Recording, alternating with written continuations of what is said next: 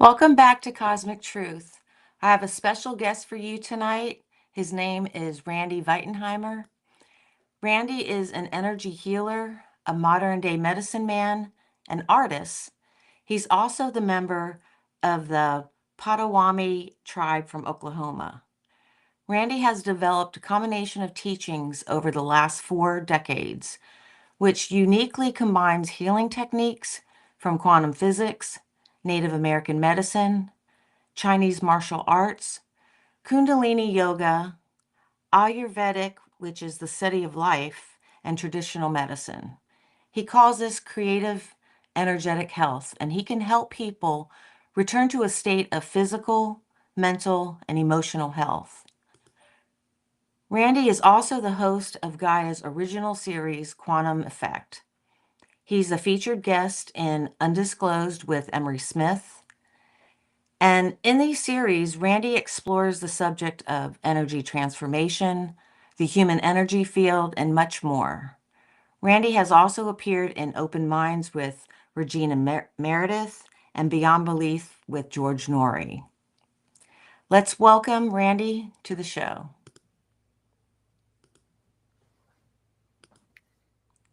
Hello. Welcome. Welcome to Cosmic Truth. Hello to you. Woohoo. I know. So I'm excited to do the show tonight. Again, thank you so much for finding the time to be here this evening. And I know, I've talked to a few folks that were excited as well. So the topic tonight, and again, I was telling you this off stage, I want this just to be comfortable, low keyed, funny, just relaxing. I don't like being all stiff and, I've got to go by the book. But we're going to talk about, what it means to be a conscious being. But, I think we need to also talk about the importance of knowing that we are energy beings, because most of us don't know that. You know, um, I think I think it was Dr. Wayne Dwyer that said you're a spiritual being having a human experience. Yeah, What do there's you say about that? several have made that quote. And, when I said woohoo at the beginning, it's not like woohoo like most people use it. In Chinese medicine, the area above the body in your energy field is called wu. Okay. Oh, And so you'll hear terms like woo woo or woo.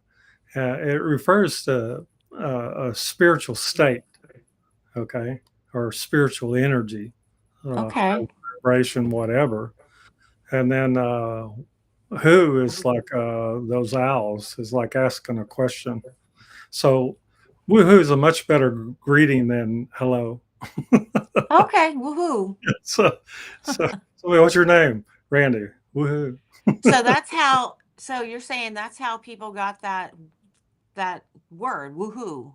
Like you Yeah. hear, like most people are like woohoo, and Yeah. that okay. I have to say this because I've studied meridian therapy, Ah, and cool. your K27s.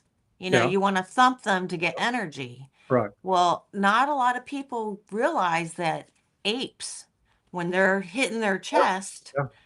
there's a reason behind it. They're Yeah. hitting their K27s. Yeah. Uh, the certain people do salutes in certain ways. We'll say, the handout and benediction, like the Pope or Mm-hmm. that guy in Germany, or a little higher becomes a wave or whatever, the Princess wave.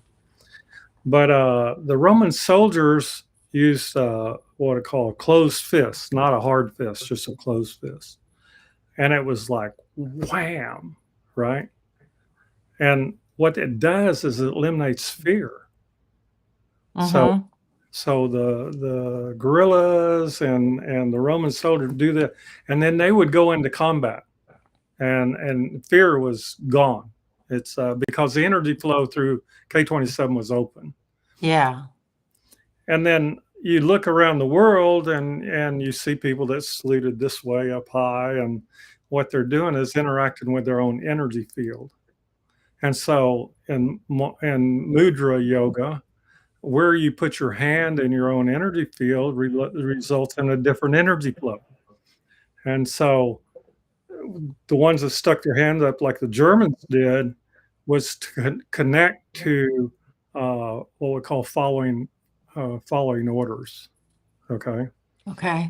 And so, and then Americans do this, which I love, which is splitting the energy field and having no choice or no consciousness about what you're being ordered to do. Wow. So when you do things like, you'll see me wave my hands around. It's like there's meaning to all that way beyond what most people are aware of Mm-hmm. till you start studying your energy field itself. And Exactly. the second part of that, when you asked me to be on the show, you asked if there was anything that I had to promote. And others have asked me that, and I've always said no. And then I realized that that's not true. I sell life force. Okay. When I work on people, I am there to increase your life force, to increase it, to contribute to it, to do everything I can to elevate it. And if you think about that, people can do it on their own. It's far better if they do, but for people who can't, that's what I do. And, Wow. and when you see people, I've been around a couple of billionaires, and there's some of the most unhealthiest people.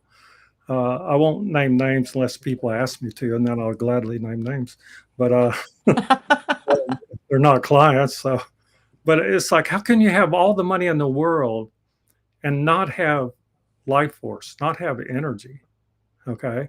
You take a 2-year-old child, they have more life force. It's what we call an ideal state of being, and they don't have a dime. Mm-hmm. So money is not exactly the answer. And so when I work on a person to increase their life force, it's the same thing as somebody who would go work for money.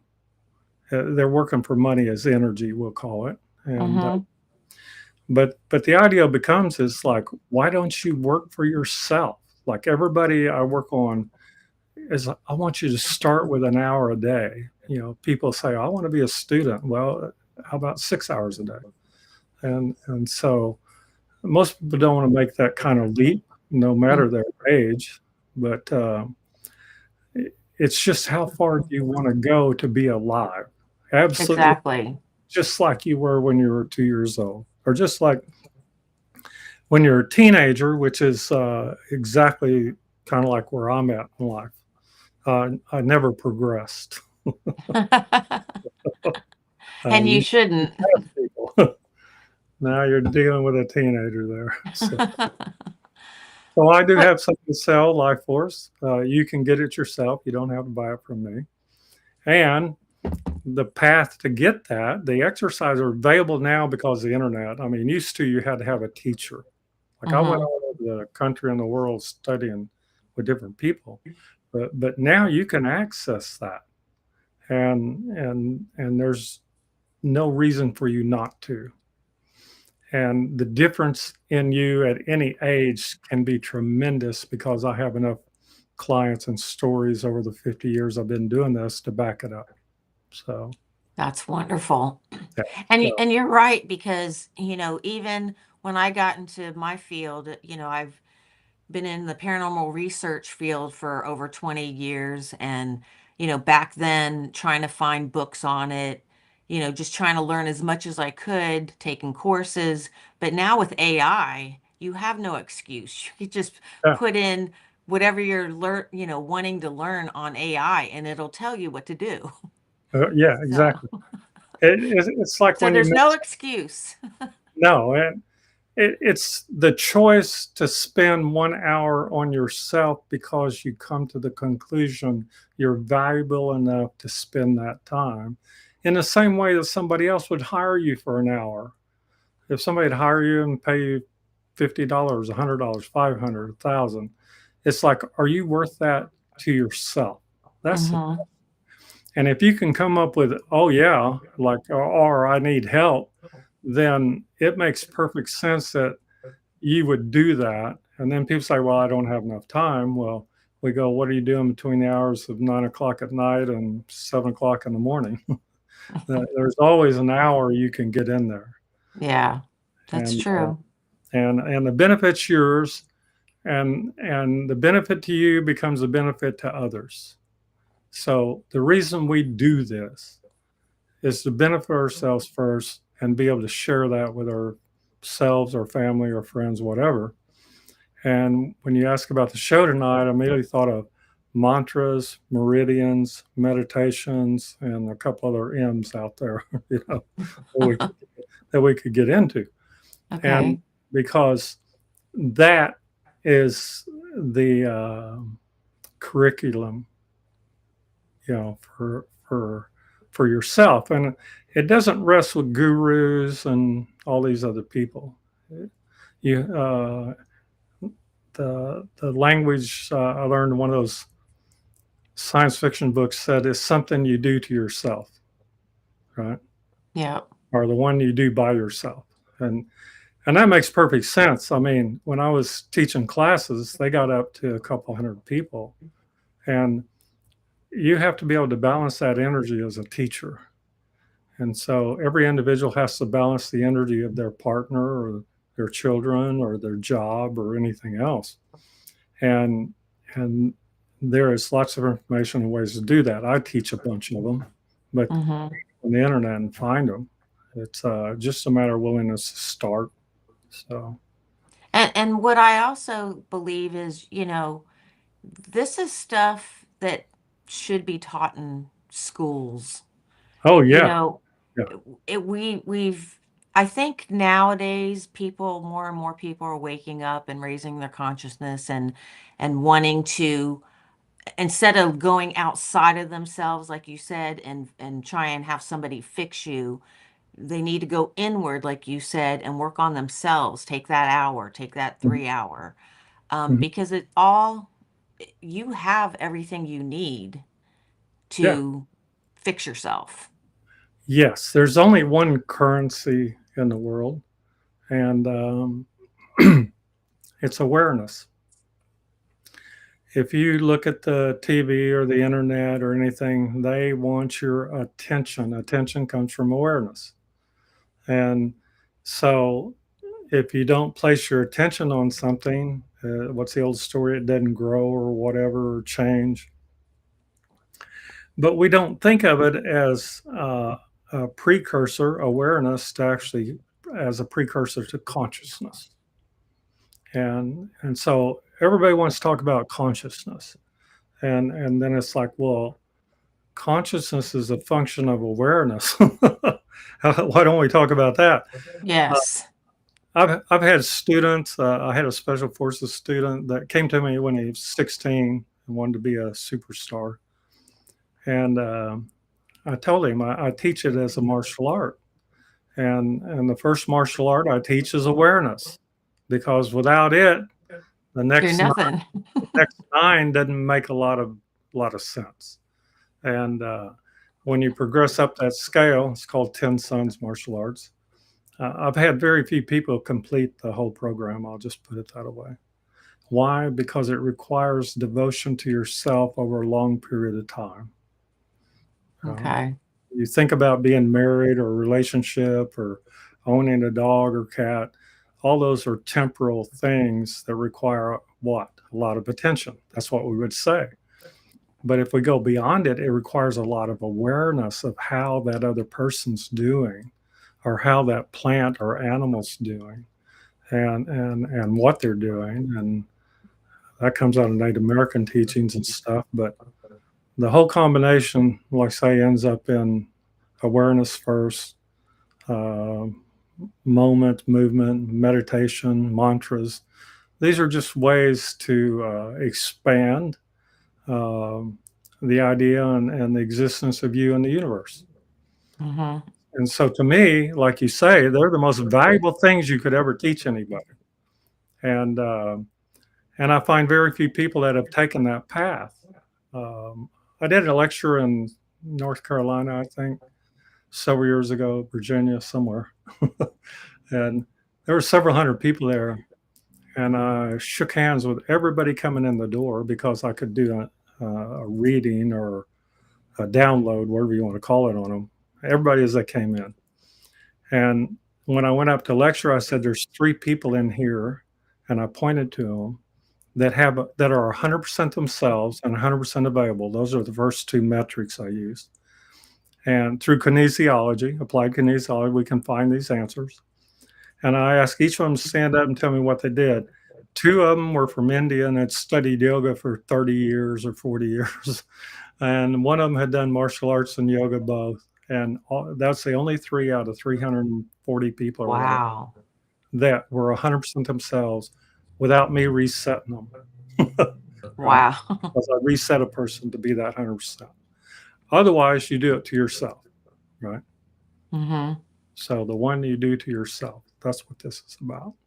Well, and again, you're talking about we need to be talking about awareness, but most people, they're stuck in their belief system. What was taught is consciousness is in the brain. Oh When, yeah, you know, that's and old history. I know, but people, Unless you're there's a still scientist. people, no, Unless but you're a there's still scientist. people that believe that. And, we know, I mean, consciousness is, outside of yourself, inside of yourself. Yeah. Your heart is like one of the biggest Mhm. places that your consciousness resides in. But then, it's up to you if you want to go through this. Most people know there's subconscious consciousness, group consciousness. Oh yeah, yeah, yeah. Um, but yeah, like you said, you need to focus on your awareness and how Yeah. you. One thing that I'm trying to better myself with is how I respond to certain situations, my reaction, Yeah. The, you know, instead the, of getting pissed off at something, I'll stop myself, yeah. because That's I want to that's stay in a higher vibration. well, that's the third martial art. It's called moment. And what that means is in situations you take a moment to make a choice as opposed to react. Hmm. That's why it's a martial art. And once you develop that ability, you literally know whether to go right or left or straight ahead or yes or no. It kind of like somebody asks you to buy a cup of coffee. You immediately know the answer to that because you can follow the progression of that answer. Hmm. And well, what does that require? You to be able to advance your awareness in either a temporal or spatial manner. Okay. That's where we get all these people, Tony Robbins, everybody's telling you can get rich. The problem is they don't give you the tools that would make that temporal and spatial uh, markers Connection. accessible to you, right? So I have a problem with that. But at the same time, even though we talk about people without consciousness or belief systems and all this, they are at a level of consciousness that allows them to interact with the information. And the information that might be a little more inclusive or a little more expansive is not available at that time. Think about 3-year-old, 5-year-old, 10-year-old, 20-year-old person. The amount of data they can interact with is very limited in certain ways. So, mantra and meditation open up the field to where you could actually consider more possibilities. Hmm. So everybody's in a what we call a good place. It's just you might find it either confining or not want to stay there, and that's when you start trying to learn some of these things. And that's what we say the internet has now made those accessible. Whereas when I was a teenager, it was totally inaccessible. You had to literally physically go to a library. You had to move to where there was a teacher. And people now can just a couple of buttons and Yeah, look at their phone, yeah, you know. and it's either that or cat videos. And so That's funny. anyway, that's my idea. So Uh, so let's maybe explain to the audience. how you came up with zero reality versus one reality. Aha. Um, it gets in what it means to be a human being, but reality only extends. Number one reality is the reality of your senses, and it only extends as far as your senses do.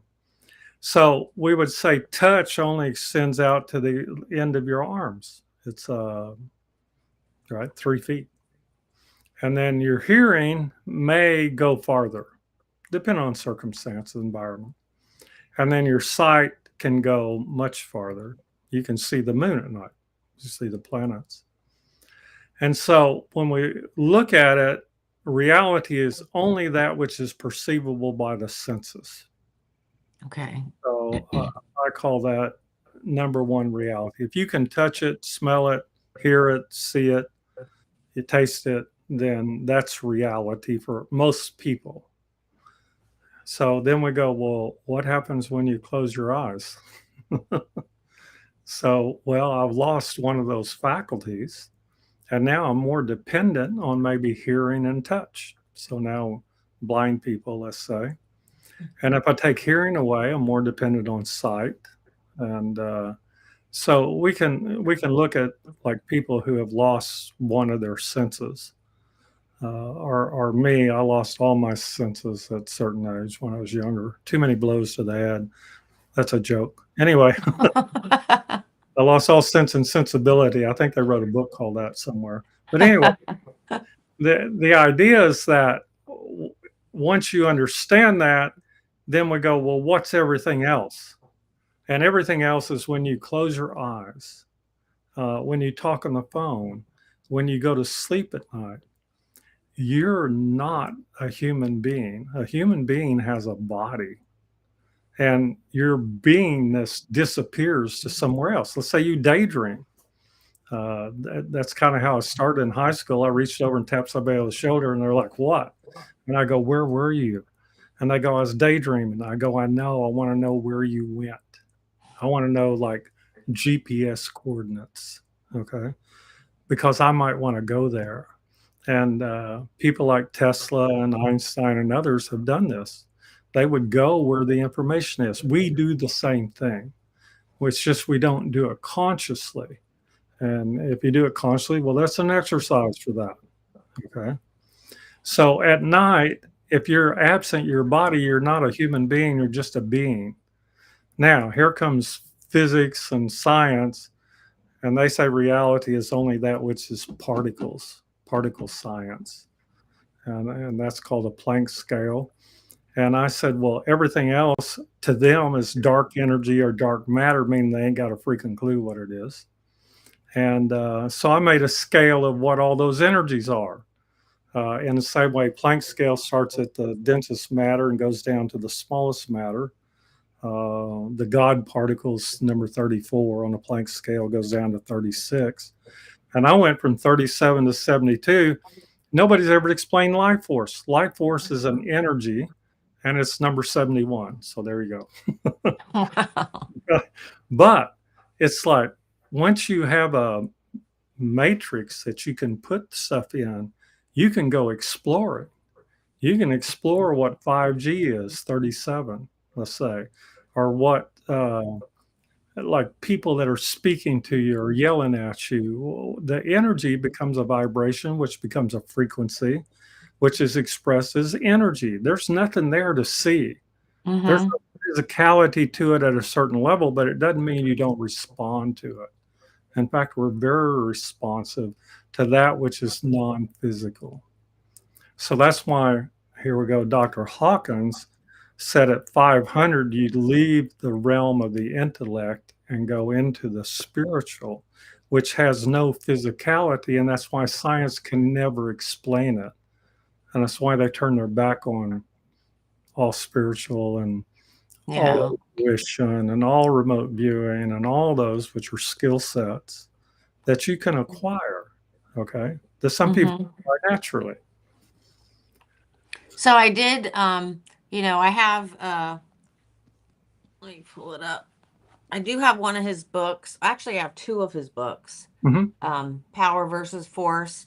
But this level of consciousness is in another book. But I thought this was really, I wanted to show this to the viewers. If you can look at the breakdown, like at courage is at 200, Yes, anything courage to be below that, oneself. Courage to be oneself. Right. yeah, anything below that, and I'll let you throw your thoughts in there in a second. But from what I understand, pride, anger, all that, that's going to deplete your energy. Yes, So you want to stay anything 200 and above, correct? that's ideal. Okay. During the course of the day, you will encounter under 200. That's just a given. Unless you lock yourself in a cave or something somewhere. And so I studied with Dr. Hawkins for about 8 years, and I think I went to 57 different uh, Lectures. lectures, classes. You can actually see my picture in some of them because I'd always mess with him before and after classes. um, but I went to the first one, and the first one's when he started introducing this scale of consciousness, and I was like, wow, right? And of course, being who I am, I walked up to him afterwards and said, look, I already know all this stuff. No ego. But I said, I gotta tell you, I appreciate you putting in a format that allows me to explore it and allows other people, including all the students I had at the time, to be able to look at themselves and look at it as a mirror to find out where they're at and what they're doing. Okay. And, Hmm. and so it's not to me that person's stuck in a certain area because you have the ability to what they call transcend that. You have the ability to quit being mad or sad. It's just that Hmm. we get a lot of rush out of the lower negative areas of consciousness. And so when you look at that, it's the same thing. You go out of the physicality of anger, which is um, golly, painful, prostaglandins, adrenaline, all this neurochemistry and everything. And and when you get up into the 540s, joyfulness, that's where I reset everybody. It's you're less inclined to participate, okay, especially Hmm. under 200. And it's the same pathway in martial arts. You learn to fight so you don't have to until at some point it goes away and it doesn't even occur to you if you stay with it long enough. So I hope that people understand that the scale of consciousness is like a mirror. It's like, look at me being mad, look at me being sad. That's that moment. Third martial art is the ability to observe oneself and to Hmm. observe others. Um, my favorite story is I had a 5-year-old boy who was being really ugly towards me. And I turned around to his mom and said, do you have a mirror? And she said, yeah. I go, a little hand mirror, makeup mirror. Yeah. I said, give it to me. And that boy's screaming and yelling at me. And I held that mirror up and he went blank, eyes went wide and took off running. And so I'm chasing him around the house with this mirror. And why was he running? Because he couldn't stand to look at himself as somebody who is an angry person. And anytime we're yelling and screaming, divorce court, whatever, what's that show Maury somebody has on? Anyway, you see people run because Hmm. they don't want to look at themselves. And so all these things I teach is that we do want to look at ourselves, and then we want to have a scale or a matrix where I can go over and go, oh man, look at that. I'm being, you know, guilt, anger, shame. Where'd that come from? Who cares? I just don't need it anymore. What do I need to do to get out of it?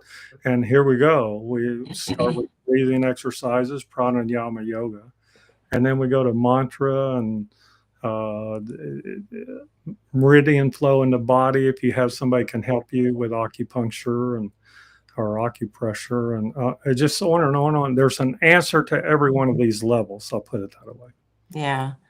Uh, PTSD, all illnesses and all injuries and traumas and scars are a function of memory. And memory has no physicality to it. That's zero reality. And that's why energy medicine, hands on, Reiki, everything to patting somebody on the back is an energetic act.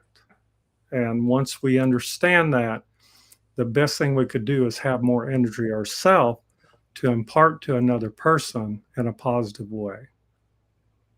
Absolutely. And That's I, you know, the way it works. That's creative energetic health. one way I kind of look at it also with, you hear people that are, they're mad at something and they're like, I just can't get over this. And I'm Mhm. like, dude, you're, picture a thought bubble over your head, Right. right? You're giving that thought bubble power. Oh, Like, yeah. You're let it energized. go. Right. You'll feel so much better. It's I call it Charlie Brown syndrome. You know, the pig pen, I think, was in the cartoon. Yeah. And there's this cloud of dirt that follows him around. And I can't hardly go out in public without at some point laughing. Not at them, we could say. It's just that I notice certain people with that around them. Number one, you don't want to touch them or be around them, right? It's No, you unless you're going to jump in the shower real quick and get that right. off of you. And shower is a grounding and a removal of that connection. See, that's a technique. And I used to explain like there are dozens of techniques. I lay out different ones depending on the person I'm working with. But those are part of our repertoire about being a human being. And the classic one that I teach is that to return to yourself. I don't care what you got into today, yesterday, last week, last month, last year, last decades. I want you to come back to yourself so you can go again. We learned it in martial arts. Just because you've fought one martial art bout in the morning, well, you've got four more before the day's over. So Hmm. you have to have some way to regenerate. Uh, we call it recharge, regenerate, rejuvenate. Those are the three steps I teach. And I've taught them to pro football players. And then here's the funny part, I've offered to teach it to entire teams. And they're like, no, because they're into physical number one reality and they can't confirm or deny what I do. So even if I've demonstrated on their players, which I have, so, so Yeah, that's a shame because they're missing out. they can't go there. It's their consciousness is limited to the intellect, and we know the intellect's insufficient because all you got to do is say, "I love my girlfriend," or "I love my husband," or boyfriend, or whatever. You can't prove that. It's totally beyond science. And so that's when they throw it away. And rather they acknowledge that as something that would be interesting and worth pursuing as a subject of knowledge, they go, well, all your thoughts are in your brain and it's just hardwired synapses and uh, pathways, neural pathways, this and the other. There's an aspect of that, but it's always the energy flowing through it. If if you don't have energy flowing through something, you're dead. That's it. Yeah. And and so you weave all your way through these things, and you start coming up with things that allow you to go. I need to learn more about this, and like you said, the AI makes it where you can learn more. You're still in the same position of you have to be able to discern the truth, and so that becomes the first tool that we develop as we start down this path, and that's what I teach. So, Okay. right. And I'm just gonna throw this up here real quick for those that are watching. I do have your website. So if you want to check out Randy's website. It's energydoctor.com. Yeah. And right, I spelt it right. And then if you At, at want me, to, at me.com. oh, at me, that's right, Yeah, at me.com. energydoctor@me.com. Yeah. And I think the website's Creative Energy to Health. I get little advertisements every day about how horrible a website it is. And, What? and, No, it's and not. I put it together like 10 years ago or whatever. But the interesting thing about it is that nobody goes to websites and looks at 25 pages anymore, right? I know. And It's that's all like history and because of attention spans. But the other thing, a lady goes, well, you don't post any information on there more or less as a general nature. And I go, no, I don't. I go, because everybody is subjectively different and requires a different approach, a different amount of information, and different training. So there's training commonality, and then there's things that are specific to you because of your age or circumstances and experiences that you've gone through. So, so that's why I invite people to contact me. yeah. Sometimes I run way behind, and then you have to maybe try a couple of times, but I'm generally pretty good about answering questions. I even put my phone number out there, 202-904-9560. Here, So, I'm gonna put that in here real quick. yeah. Let's And add that. I've had people call Um, me. I have a couple of clients that have been clients now for several years, and they called me on the phone and they're like, I can't believe you answered. And I go, well, why wouldn't I answer? And I go, well, nobody answers that does this stuff like you talk about. Uh, well, they're missing an opportunity, a learning opportunity, because I learn from every person I work on. so Uh, say the number again because I'm gonna put it in here. 202-904-9560. And if I don't have clients and students, I don't progress myself in my own learning, because I have to be able to reach out and find answers.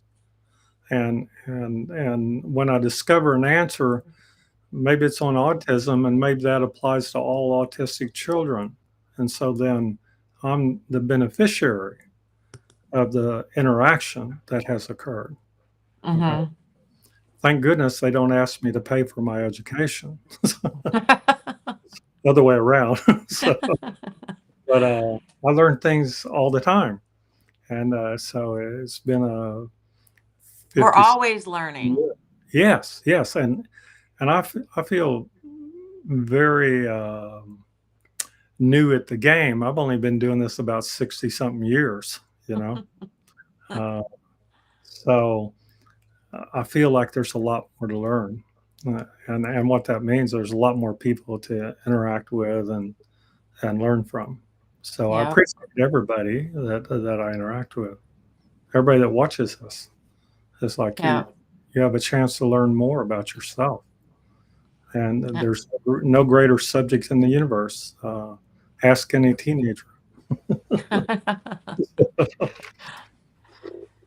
So how does one stop overthinking? Because Oh, I know there's a lot of that going on these days. well, the intellect is insufficient. It's moment becomes movement. As an example, oh, when I was younger, oh, I'd like to ask that girl out. God, I think she's pretty, and God, I'd like to, and whatever. I can do that all day long, all week long, all teenage boys. But until you stop that and walk up to them, create an act, create a movement, right? It's called kinetic movement. Until you add a kinetic movement, it's not happening. Like they're not by osmosis. Like the boys yell at the girls walking down the street and stuff, thinking what? They're going to come over and jump in the car with you and get married and live happily. I mean, this is how ignorant thinking is at a certain level. Okay. Yeah. But it's like somebody asked me one time, how do you do this? And I go, well, the idea is that let's say you had a problem and I want to help with it, and not knowing what to do, I would extend, kind of like they used to call it, a blessing, or patting somebody on the back. Now, why did I pat somebody on the back? To make them feel better. Now, I can do that all mentally. Like somebody can be complaining, I can say, God, I wish they feel better. But as soon as I pat them on the back and make that kinetic motion, even if if I'm on the phone with somebody, I don't have to see them. I'm still creating that kinetic motion that's inputting that energy into them. Okay. Okay. And so we can learn to do that, but all thoughts die from lack of kinetic energy, kinetic connection, I should say. That's a better explanation. So if you think about calling somebody, so what? Right? It's like Until you do it, there, yeah. and so in martial arts, it has a martial arts application where we say the act occurs before the thought. Okay. If I saw, say, a pretty girl in high school and I wanted to go out with her, I should have been asking her before I even had the thought that I wanted to go out with her. I should have been moving in that direction. And I may or may not have done that when I was younger. So there. It's so there's Well, one of the keys. Okay. People say how you do this. That's one of the keys. okay. Okay. And of course we call it acupuncture, acupressure, Reiki, massage. Everything is forming a number one reality bond or interaction or connection portal. Portals are more in the zero reality, but that's what you're doing. You're establishing a connection.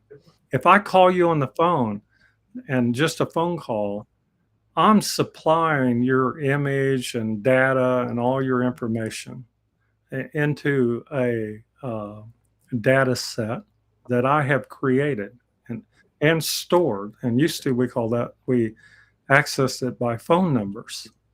Like, how many phone numbers do you Mm-hmm. know today of all the people you call?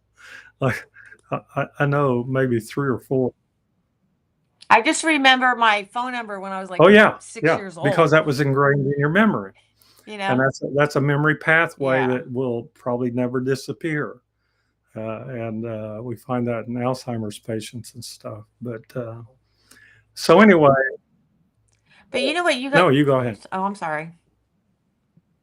No, you reminded me of, and I just wanted to share this little story. When we bought our home, we found this house and we were like, oh my God, we Right. can't afford this Yeah. house, right? And found out that it was being rented and the owner of the property was Mhm. in Japan.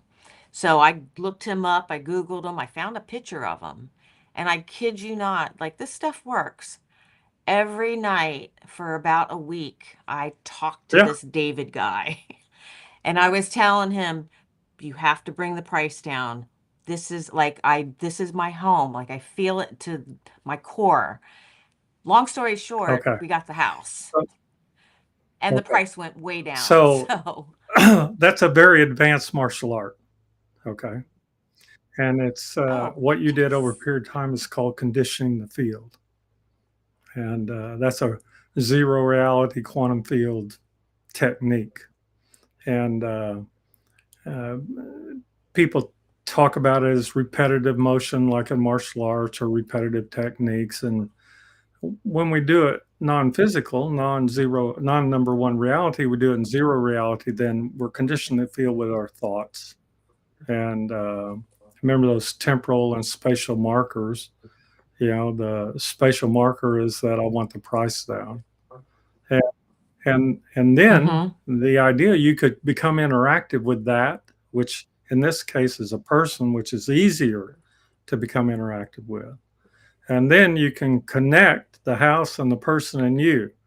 And here's the proper language for that: quantum state vector entanglement. Wow. Quantum state vector That's what I've been entanglement. teaching lately. Okay. And what that means is my quantum state equates to like the scale of consciousness.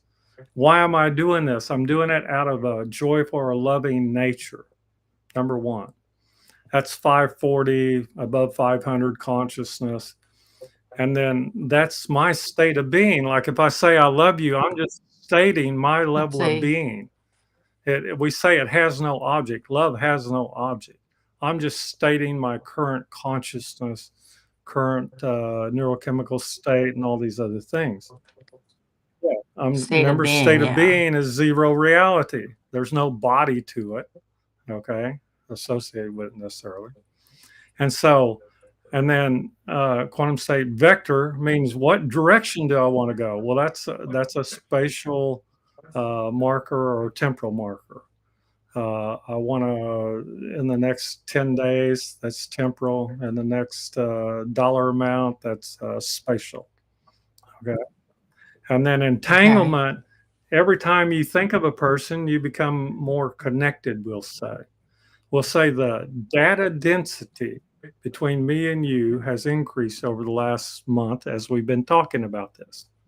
And as we continue to talk and spend time with each other, the data density file for you becomes bigger on my part, and mine becomes bigger on your part. So when somebody says, "Hey, how about Randy?" It's like, "Oh yeah, I've spent hours talking to him or listening to him," and so that's how we develop a mindset. It's how we develop memory sets. Um, One of those great books I've never published but have written is called Theory of Proximate Reality, and it deals with set theory. Uh, Wait, this is something you oh yeah, wrote, but you yeah, haven't because it published it deals with. I'll yet? give you an example. How old are I Why can not? ask? How old are you? Okay, I'm so we would 57. say 57 years ago, and we're going to put a bracket on that. And then we're going to go, well, where's this bracket? Well, it's open ended because it hasn't closed yet. To close it requires we die or something. Right. Yeah. Right. Die, Die, yeah. divorce, all those D words.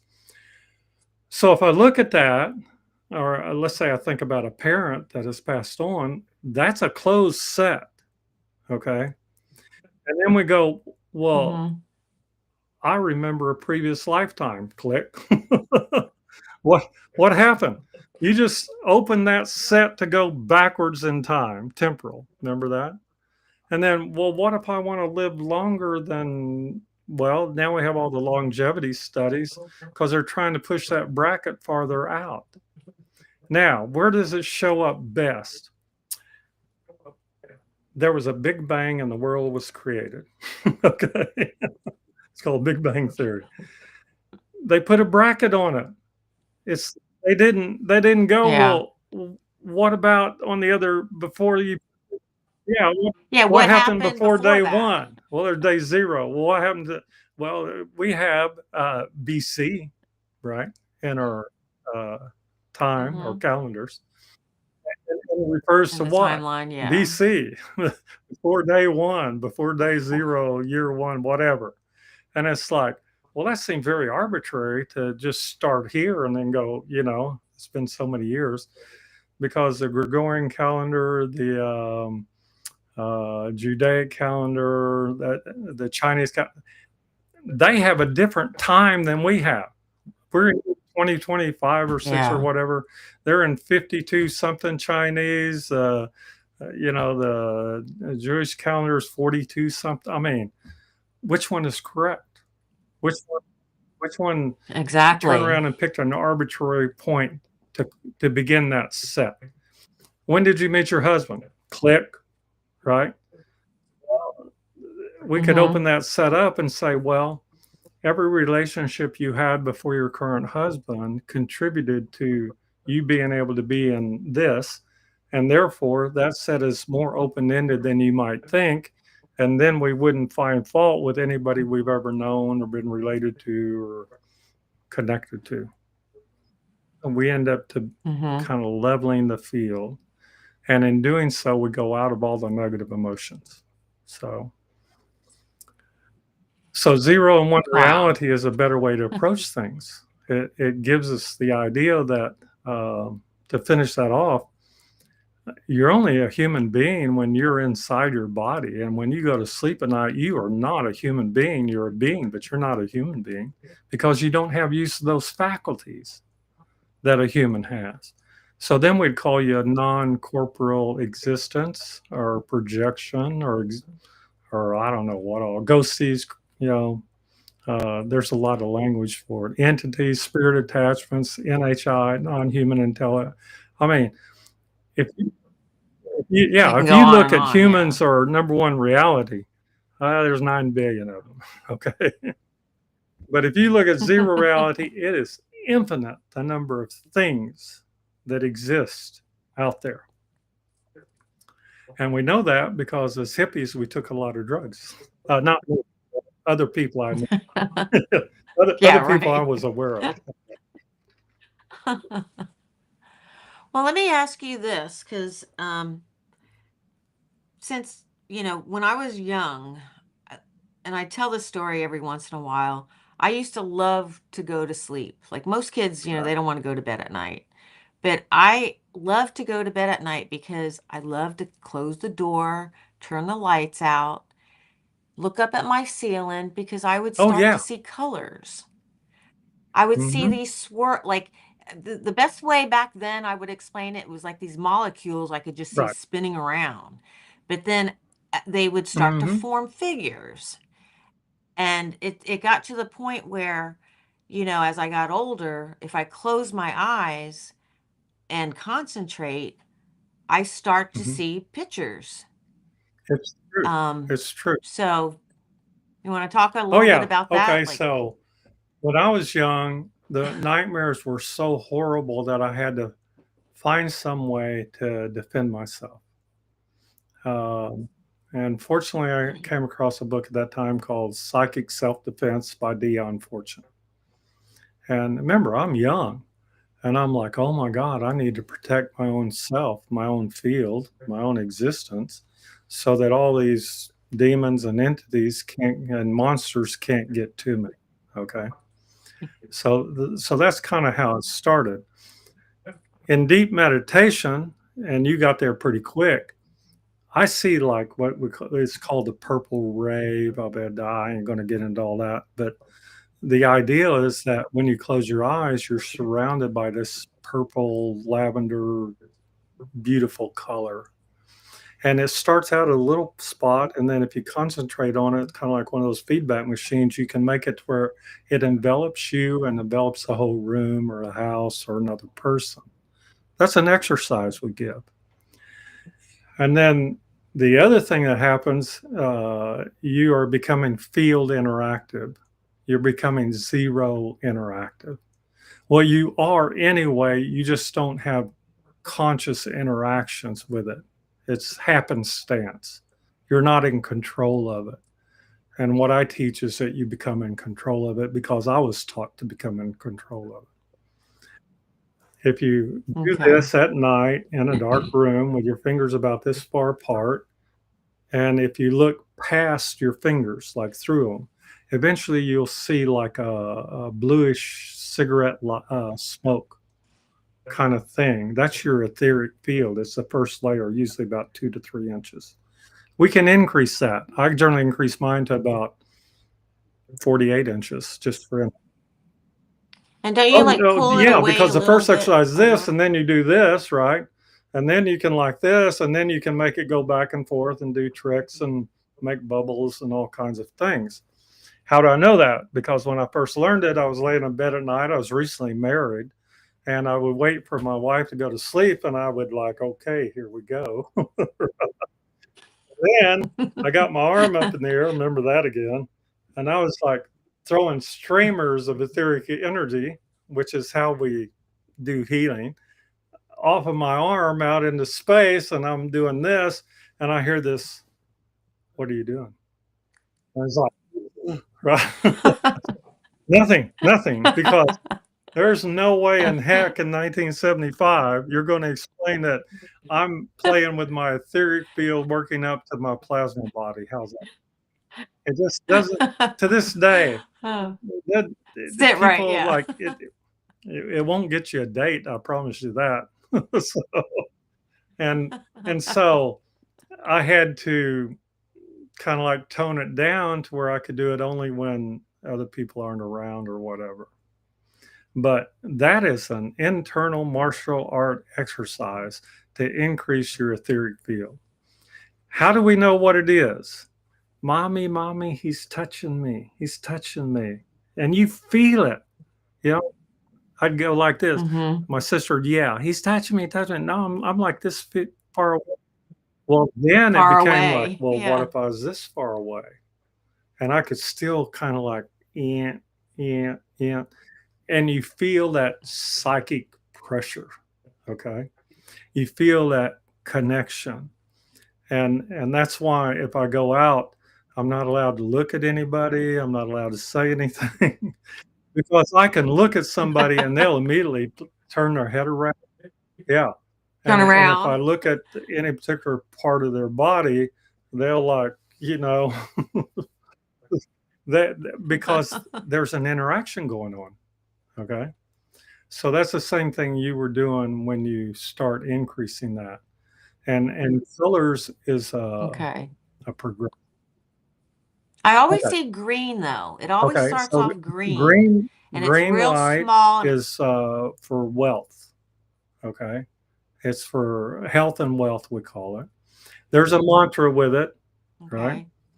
And you would mudra and you visualize the color green while you're saying it.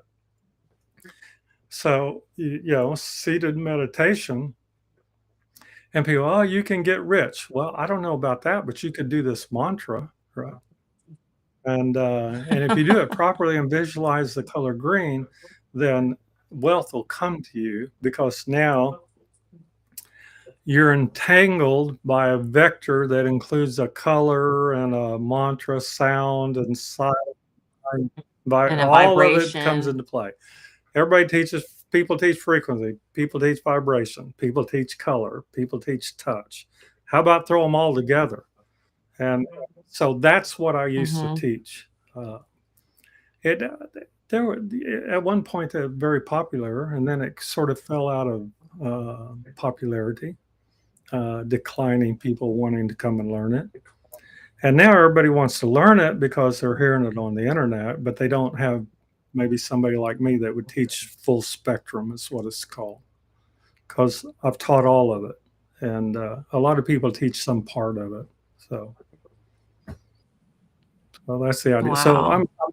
glad that you find that I'm you can do the so colors. That's just another brick in the wall. Another like you got another belt level in martial arts. And yeah. so, But then those colors, they do turn into like oh an yeah, image, and it's my eyes are closed, but it's as if I'm looking at a photograph. Like I'll see like a dining room table, and I'm thinking, what the hell is it? Like, what are you showing me? Or, well, that is so. kind of like what we say, what's available in the field.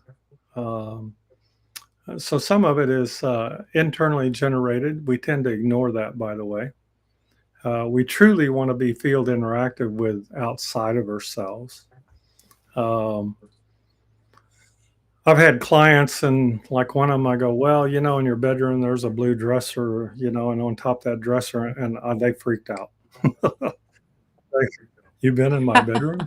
No, no, no. I was just saw a picture somewhere. so, so when we place our consciousness, one of the things we learn, the more we develop our own consciousness, which is required, then you can place it anywhere. As soon as you think about anybody you're related to, your children, husband, whatever, you are to some degree with them. Right? Remember that etheric. You have an Mm-hmm. etheric presence with them, and we know it because you think of somebody and they call you. That was an etheric phone call first, and then the kinetic phone call, the vector that occurred came out of that. In the same way that awareness precedes consciousness. Okay. So back to that. Yeah.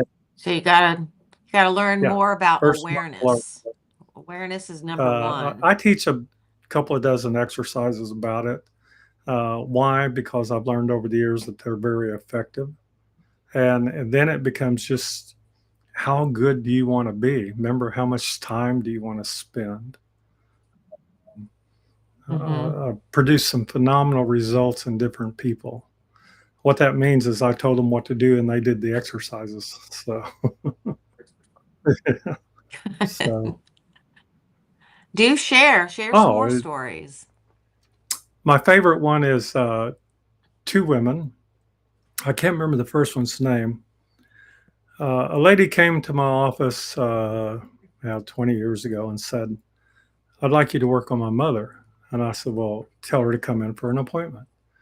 And she said, well, there's a problem. She can't get out of the house. And I generally don't like going into other people's houses unless I've been hired to clear out all the ghosts and demons. I do that for money too. But so, I said, remember, I want to learn. So I go, take me to her house. Now, the daughter's about 50 something and the mom's 70 something. And I go in and she's probably 300 plus pounds. And I said, what's the problem? She goes, well, I'm getting to where I can't move. And I go, well, that's not good. So I reset Yeah. her to be herself and have energy. That's all we need. And I told her, I want you to start a rolling exercise. I want you to lay on your back, inhale deep, and as you exhale, I want you to roll over. I want you to get down on the floor and do that. And she said, I can't get down on the floor. And then I go, well, I want you to roll over in the bed, but I don't want you to fall off. Okay. And every day I want you to do that. I don't care if you only do one roll to begin with, but I eventually want you to get up to 11 minutes of it. Okay. And like I said, don't fall off the bed. Her daughter's sitting there, and I said, just let me know. About 3 or 4 months later, this lady walks in my office, two of them, and I go, can I help you? And she goes, you already have. She goes, I was the one laying in the bed. Okay. Now, she had no Oh. etheric field, right? We lose it if we're going to die, by the way, just like we lose our plasma body and all this other stuff. The difference was she did one thing and she did it the way I told her to. You lay on your back, you inhale deep, and as you exhale, you push yourself until you're face down. And then you inhale deep and push yourself with your toes or hands until you're face up. That's the exercise. And depending on how much room, like she had a bed, a big king size bed, but if you're in a bedroom, you might get 3 or 4 or 5 rolls you can do. Okay. So Mm-hmm. then it's like, well, I give that rolling exercise as the beginning exercise because it's an energetic exercise. It's an exercise for your etheric field. The bigger the etheric field, the healthier you are. The bigger the etheric and plasma body, the more attractive you are. Okay. Taylor Swift or people like that have 80, 100-foot energy fields. They were born with them as a rule. But the rest of us have to work at it. And thank God there's techniques you can learn to do that. And it's not age related. A Mm-hmm. baby has an 80-foot energy field when they're born. Remember the 2-year-old? That's the way I want to be. Mm-hmm. That's why I run a 4-foot energy etheric field. That's why I have energy. The second one, and I talk about her, not supposed to name clients, Helen.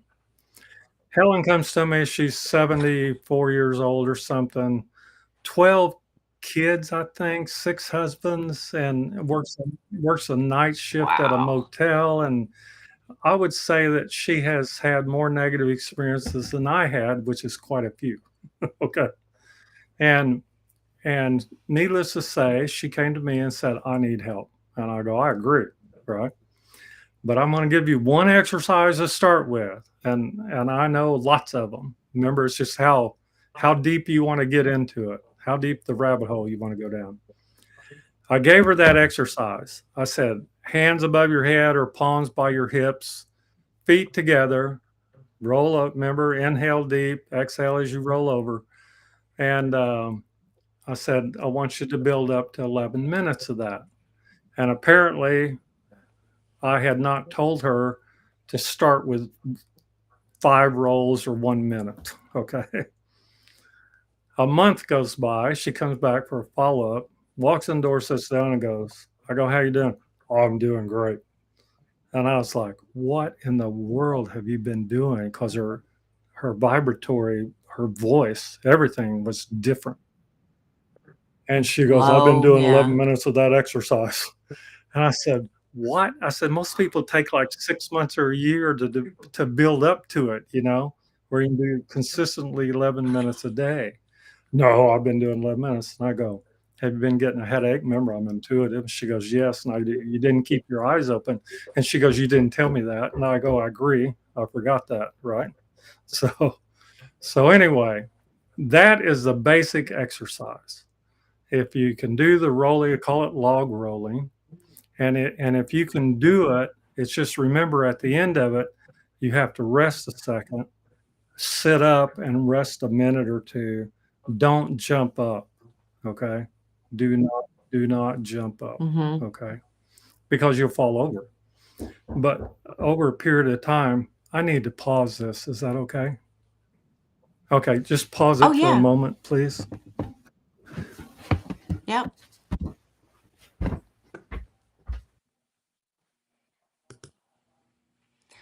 So we will wait for Randy to get back. This has been such a great show tonight. I see Kim, you've been in the chat. Are you still here, Kim and Carla? I wish more people would talk. If you're watching from Facebook, can you guys just throw me something in the chat so I know where you're watching it from? Um, Anybody have any questions for Randy or for myself? Let's see. We've been talking for a minute. So anyways, yeah. Those of you, I had this up.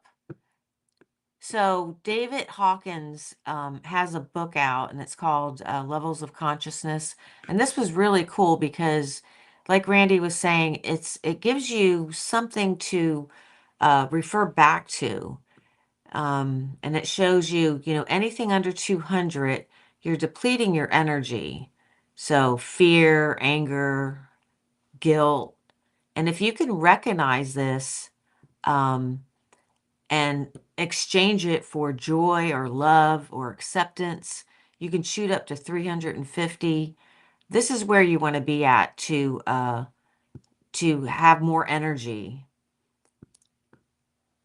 And let's see. Another thing. When he gets back, I'm going to just share this with you. He also does paintings. So if you go to his website, um, I only have this one photo, the Thunderbird, but underneath it, if you go to the website, you can click on all these other paintings that he did that they're really cool. And he is part of the Potawatomi tribe in Oklahoma. Um, but I'll let him explain more of that when he gets back. Oh, he is back. Oh, There sorry you about are. that. Sorry. Uh, That's okay. well, So somebody had a question for you. Um, how did you know what to tell her to do? bec- because anything I tell you to do, I've already done myself because I've already learned how to do that from the teachers I've studied with. Remember, I've been at this a while. And, yeah, Oh and yeah, on 50 that, if years. a teacher told me to do something, I did it because I wanted to learn what that meant, how that worked, and what the outcomes were. And so that innate curiosity and then stubbornness, hard-headedness, it's like some of the exercises are 2.5 hours. You can't quit. You can cry. you can you can be in pain. Yeah. But you have Yeah, to dedicate yeah. yourself. Yeah, you have So to. Here's an here's another question. I don't know who this is. My male friend was a 911 as a police sergeant and now has lung cancer right. from 9/11. I want to know if he'll be okay. We plan to get married. Well, the remember regenerate. recharge, regenerate, rejuvenate. Lung cells can regenerate. Um, you know, I would have to take a look at it. I would have to interact with them to determine what's going on Yeah. and what, if anything, would probably benefit them. Okay, and so um, there's a lot of stuff. Of course, I'm not the only one. You can go on the internet and find things too. And I tell people, find out what works for you. Okay, I'm not the only one out there. So, um, but in instances like that, I have lectured to cancer doctors. I have worked on several of them, and I have my own opinions about what goes on and what might can be done, and what improvements can be made. And so I will tell you, I have been successful with some people and not with others. But I did have a head of oncology was one of my clients and later one of my students because he would call me to consult on his cancer patients, which medical doctors don't do. But I could give him insights that he couldn't come up with because of his intellectual training, or I had access to more information through what we call the field, zero reality. So, okay. So anything we Okay. see, like lung cancer, whatever, is an outcome. And then you can peg it to an event. They inhaled this or did that. But there may be other factors involved. There may have been genetic weakness to begin with. I mean, it goes on forever, and that's why I would have to take a look at it to see. Okay. So otherwise, I would tell them go look and see what's out there. All right. Other than Yeah. traditional medicine, or in addition to, I should say. Okay. So while you stepped away, I Uh, brought up your paintings. yeah, I paint under Peter So, Paul Bruno Art uh, is a website, and um, I paint like the paintings I do. A lot of them have more spiritual or Native American mythology woven into them. Like this one, it's a thunderbird, and the idea that the thunderbird's surrounded by like mockingbirds, and there's reasons for a lot of what goes on in my paintings, and I like doing them. It's a creative aspect. Remember, one of the things, the most energy you can have is when you're being creative. There was some book written about some god created the earth and heaven and earth or something, you know. So the book starts with a creative act, and that's what I said. All health begins with a creative act. Remember that connection and kineticism and this, that, and the other. And we can put it into a form, and we're going to call that art, and that's why they call it healing arts, martial arts, because there's a creative aspect to it. There's a creative aspect to all life. You don't exist without it. and that is also, a stage of Yes, yeah, consciousness. yeah. You're The creative. the interesting thing about some of the shows, you'll see the painting over here on my right is Mitten Rock in Arizona, and I lived on the Navajo reservation when I was a kid, and the mythology or spirituality says that all the spirits in the world came out of Mitten Rock. They emerged from Mitten Rock like a portal, and so all the insects and animals, and they're all scattered in a abstract form throughout the painting. Okay, so Hmm. that's an example of communicating non-verbally, but through visual.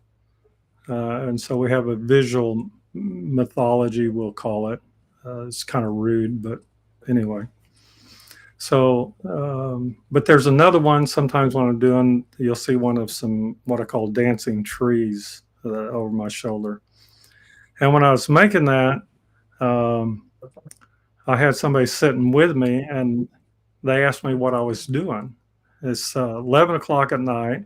I've got my pad that I'm painting on, and I have music on and the TV on, and I'm reading a book all the same time.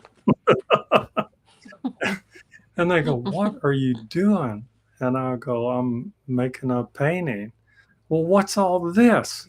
And I go, "I'm occupying my conscious mind, subconscious mind, unconscious mind, my visual inputs. I'm overloading every one of those circuits, and the only thing that can come in is a creative method of expression."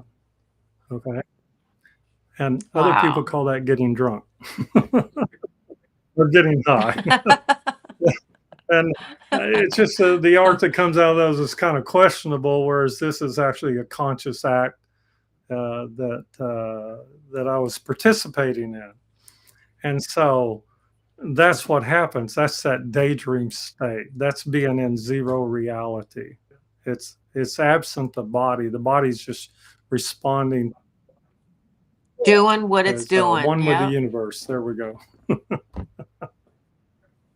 So Kim had asked, was that acrylic? I No, it's think it was yeah, it's oil. I oil paint on paint. oil as a rule. So Yeah.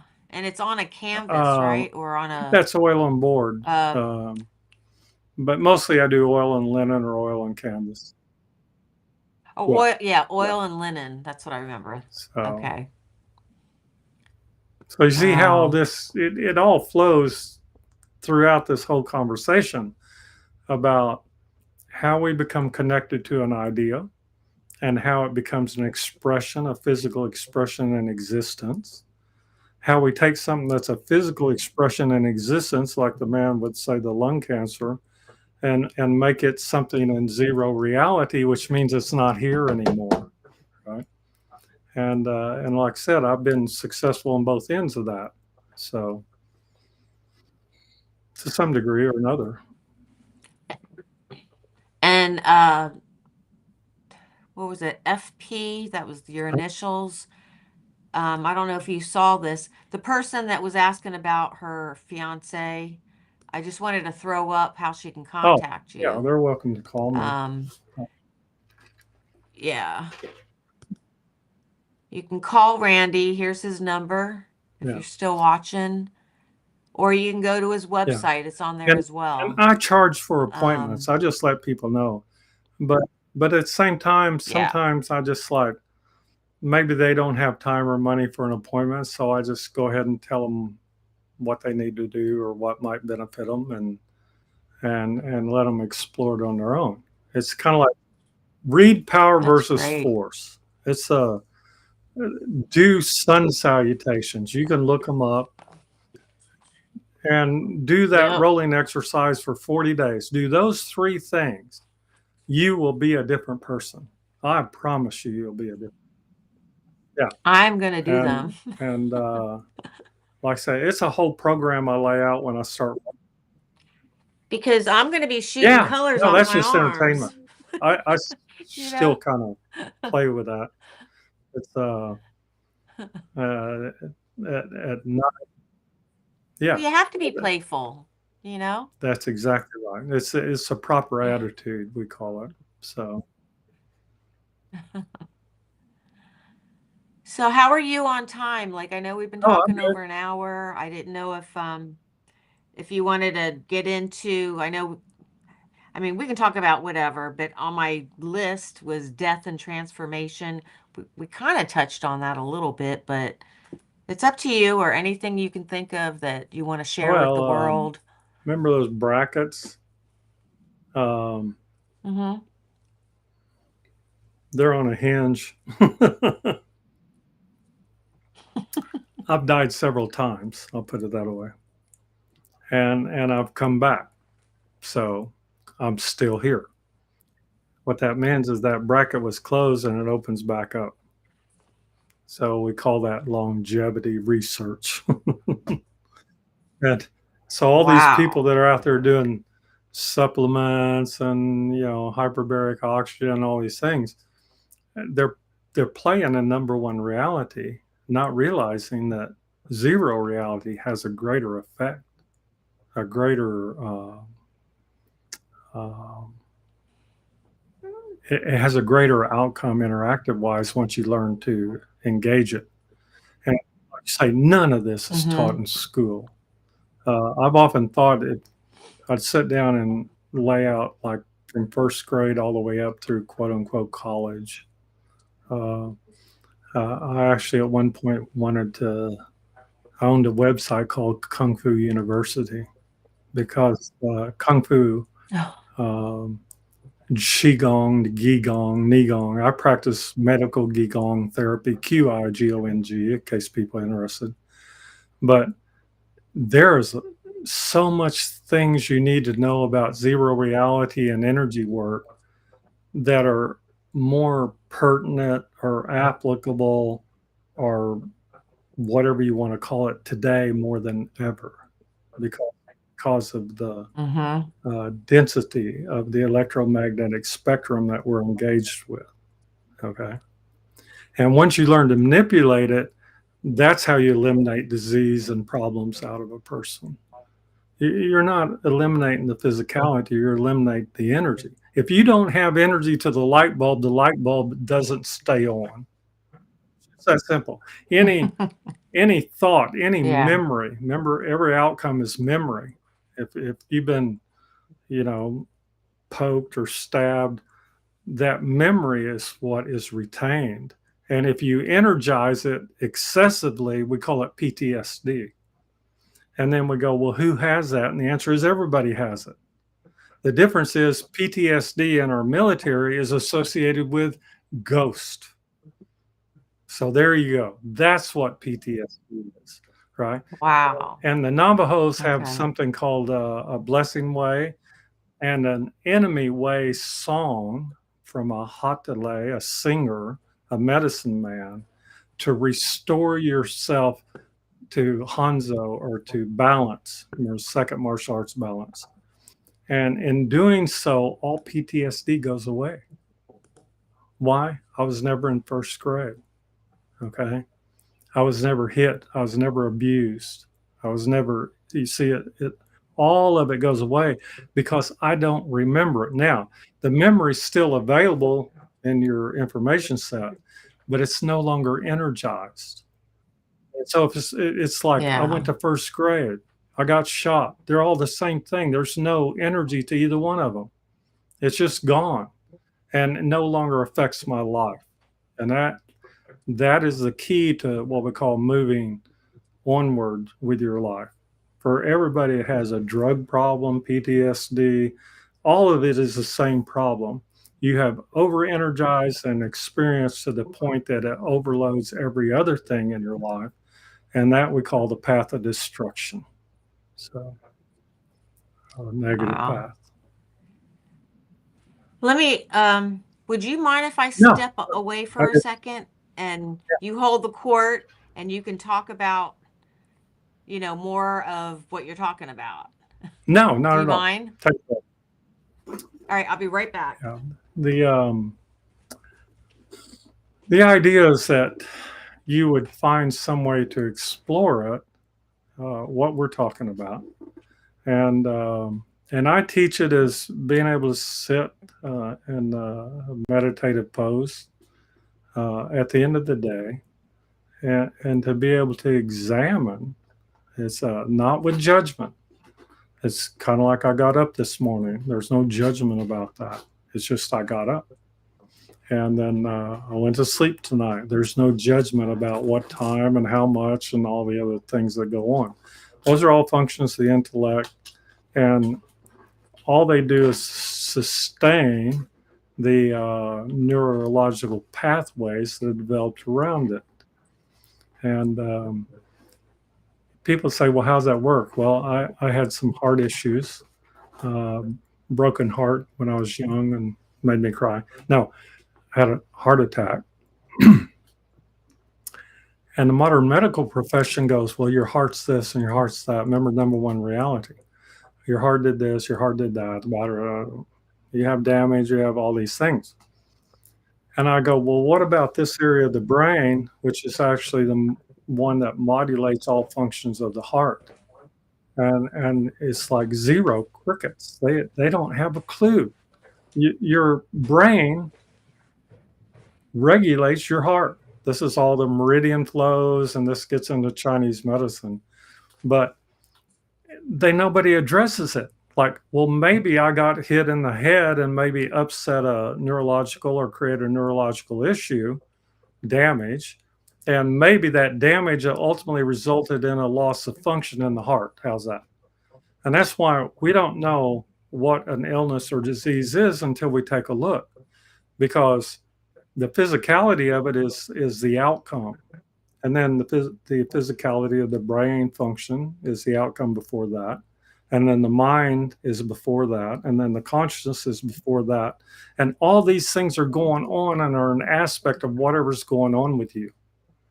And so everybody has this. It's an extension into that bracket, that proximity field that is your identity, and you can interrogate that by learning to discern the truth. That's applied kinesiology. So here we go. Any problem can exist in a physical, mental, emotional, spiritual, psychic, psychological, etheric, astral, causal source. And those are the ones I just start with to be able to examine what the problem is. I know what the outcome is. Whatever you tell me is the outcome. I'm in pain. I have an illness. I have a problem. Everybody can state the outcome. We want to know the source of it, because the source of it is, first of all, memory. Memory is mutable, and memory is subject to energy. You can energize a thought or de energize it. And that's the basis for all this, what do you call, manifestation and all kinds of things, Mm-hmm. right? It's just that nobody teaches, particularly, how to go out there and look at, say, these 10 or 11 things that I operate in and look at. That's why I get better outcomes, because I'm willing to consider something other than number one reality or the physical reality of a person as what is the totality of everything going on with that person. Sometimes it is just physical. Abs- It's very rare. Okay. You're yeah, you Yeah, get to the you're root of the so much problem, and more. that's, you know, And we call those energy densities, energy bodies. That's another language. And your etheric field's the first energy body, and I just described the next 11, so, or 10. And yeah. so when you work over in the Weitenheimer scale, not the Planck scale, you're working over in those energies, those energy densities, frequencies, and vibrations. And you can use those the same way somebody else uses medications and food and diet and nutrition and everything else. So, so it's like, where do you want to play? Yeah.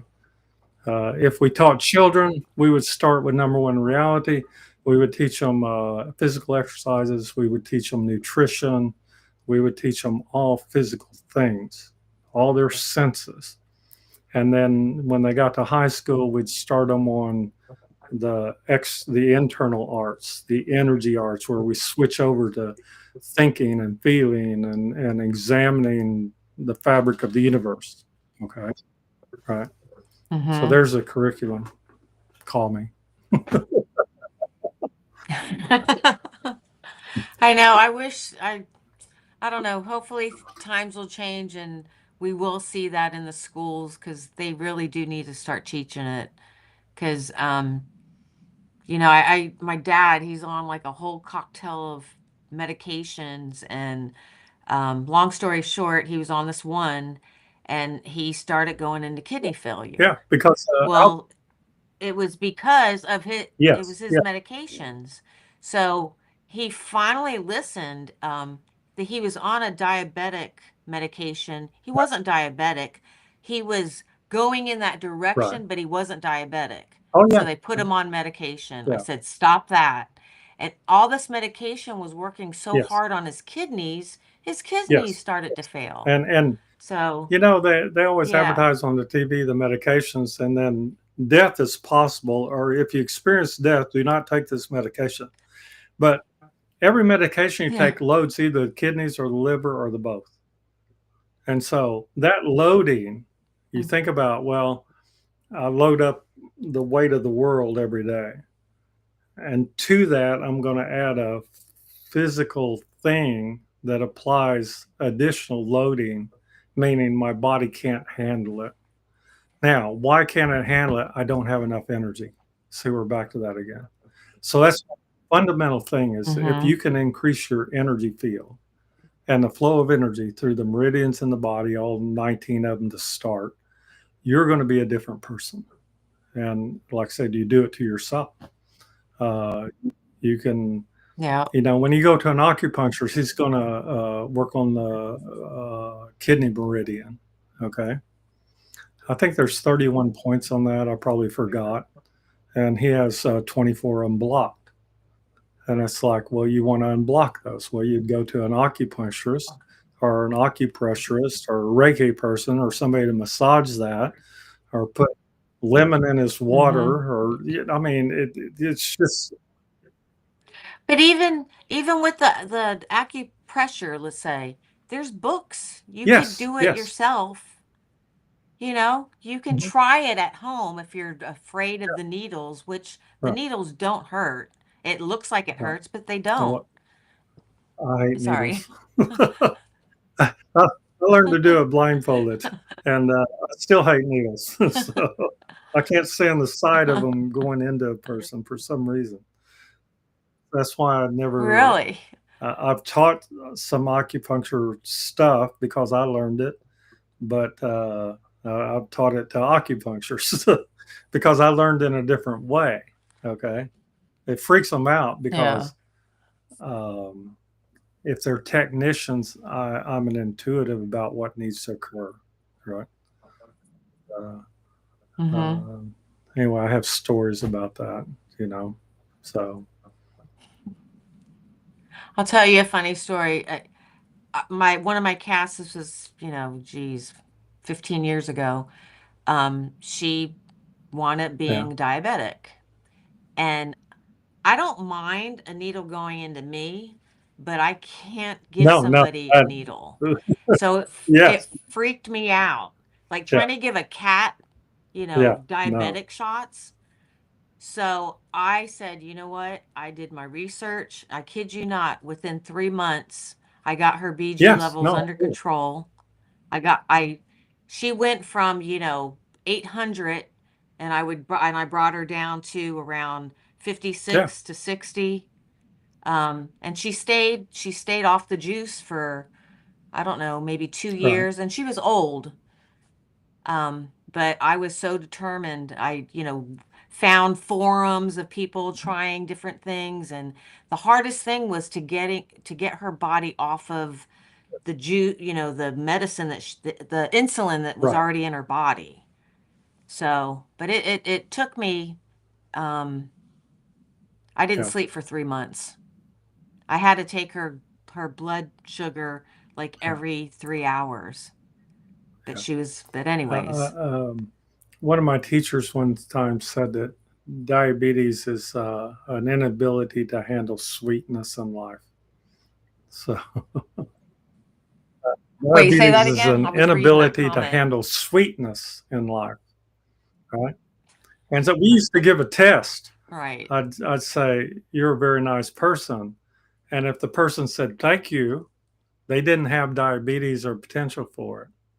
And if they went, oh no, or you're being kind or anything like that, then we go, well, you have a problem with insulin resistance and resistance in general to being sweet or somebody nice to you. So it's kind of a test we used to give. Now, I do have a person and they contracted it as a illness when they were 12 years old, and the illness shut down their pancreas. So sometimes we Hmm. connect and participate in an illness that is actually a physicality thing. Okay. And that in that case, the ability of the body to reject the illness and regenerate it hasn't happened despite me working on it for 30 years. So there, right? Wow. So Wow. sometimes So we're successful. People should keep that in mind. Sometimes we're not. So you've mentioned, that you've yeah, died a few that was entertaining. times. Do you want to Yeah, elaborate on from that? my Like, side, it's very entertaining, and from everybody it's one of the most horrible things in the world. So death is hard on your friends. It's hard on your relatives. Hard on your relations. Okay, and people should be mindful of that. I had to learn to not be too mean to people that were nice to me when I was dead. uh, you might be a little cranky after the experience.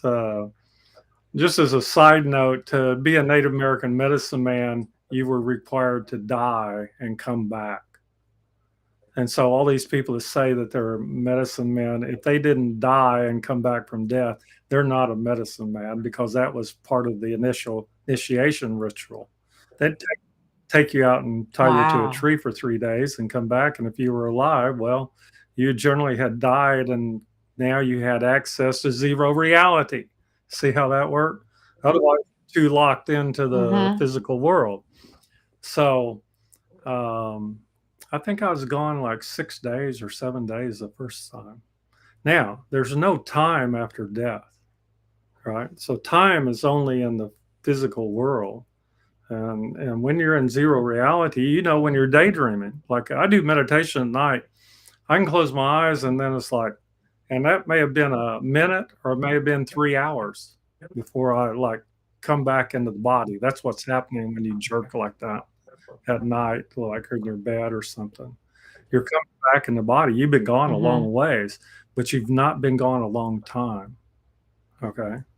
So this is another key to longevity. I like all these big conferences, and they're millionaires spending billions of dollars. And to my way of thinking, they don't have a clue about it, but that's my idea.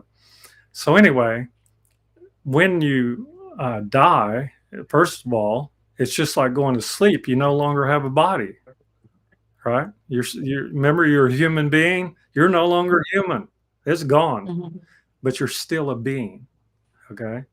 And beingness persists. And how do we know that? Because every night when you go to sleep and in the morning when you wake up, you're back to being a human being. Okay. Your beingness has returned to the physical universe. Number one. You okay? When you're in zero Mm-hmm. reality, when you're dead, there is no physicality to the universe at all. And having done it 6 or 7 times before I got it figured out and decided I didn't want to do that anymore. Um, it's very entertaining. It's very beautiful. I'll put it that way. Okay. And so most people want you to be in fear of death, and there's no reason, right? Because fear is a physical thing, a number one reality thing. Even though it does have a vibration on my scale, like on Hawkins' scale, but you don't participate anymore because you can't generate the neurological or neurochemistry associated with fear and anger and guilt and shame and all those lower vibrations. So the only one you can generate is about 900, okay, on Hawkins scale. And so Okay.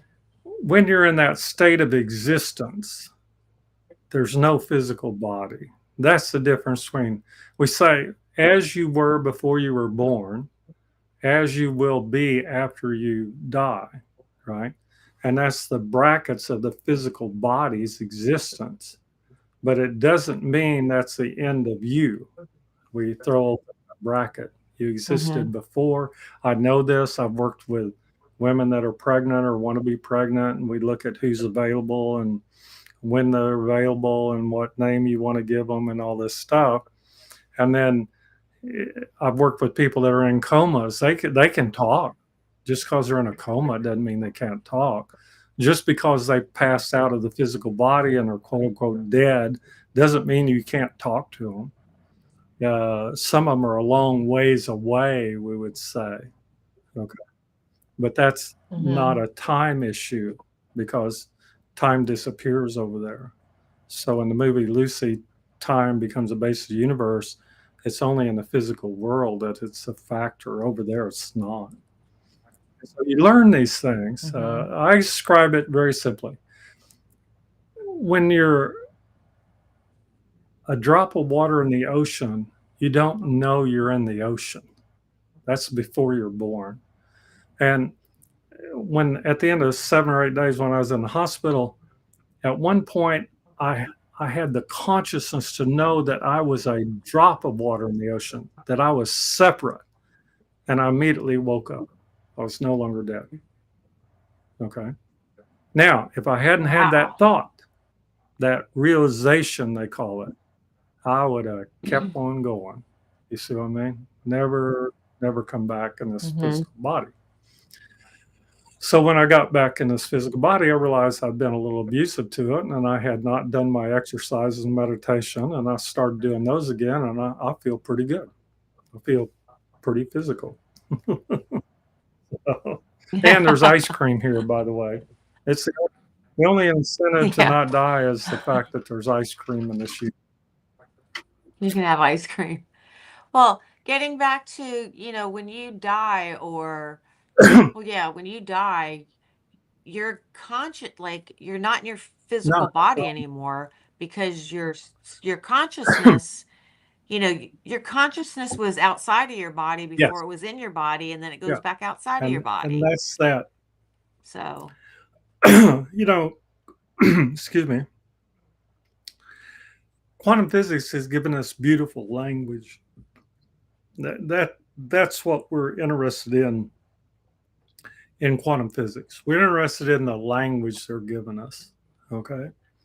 And so quantum state, like I said, if I say I love you, I'm stating a state of my existence, vibration, thought, consciousness, whatever. It has nothing to do with you. It has only to do as a statement of how I am at this moment. I am choosing or have chosen to be loving. That's it. Now we look at lower states of consciousness and people go, oh no, I'm not choosing to be angry, mad, sad, and all this stuff. And the answer is yes, because you didn't choose to not be that. So that's a technique, right? You have to make that choice, right? So we look at all this and say, if I have a choice in how to be, why not pick 540 joyfulness, right? Why not approach all life as a state of joy? That's Native American teachings in a nutshell, okay? And then if I want to go higher than that, you're probably not going to hang around this world too long. It becomes almost impossible. In fact, it becomes painful. So above 540, it becomes sort of painful to deal with people, okay? So you see a lot of mystics and people that are 700, 800. They go, well, where are they? Well, they've decided to go live in an ashram or live in a cave somewhere or be isolated. Because they don't want to be around. I lived lived in an ashram at different times in life for several years. And it's very pleasant at a certain level if there's no politics there, which is rare. But if there's no politics, it's like, oh my goodness, right? Because it's like this. It's calm, right? And that's the beauty of turning your TV off and not watching the news. Yeah, for 20-something years, somebody said, do you have a TV? And I go, no, why would I do that? Why? Because I have meditations to do. I have studying to do. I have learning to do, and I literally can't afford it. So if you just write down how much time you spend on the TV in the day or looking at your phone, that's how much time you have that you could help yourself, that you could benefit yourself and in doing so benefit others. So the trap of lower conscious and the trap of higher conscious is both that you end up isolating yourselves from other people. And middle is Mhm. where all the action is.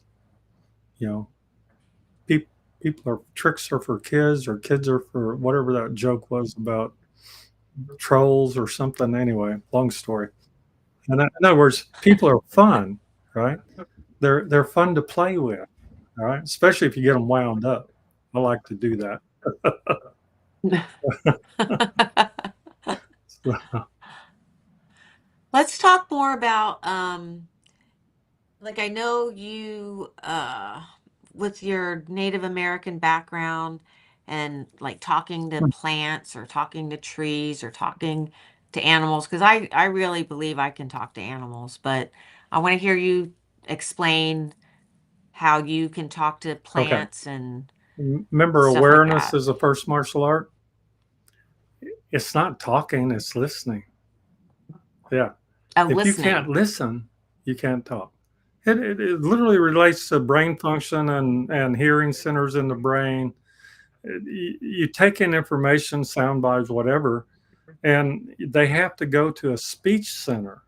So the sound has to enter the brain, the ears, and then through the brain, this area, and then hit. You have two speech centers, and that's where you actually hear the plant or animal. Okay, and people say, "Well, I want to learn to speak to animals or speak to plants." Well, there's a trick. Okay, and the trick with animals is very simple. They speak in hieroglyphics. They speak in images. I don't think I've ever told people that. So if you can hold an image in mind, your dog will pick it up. I promise you. Or cat.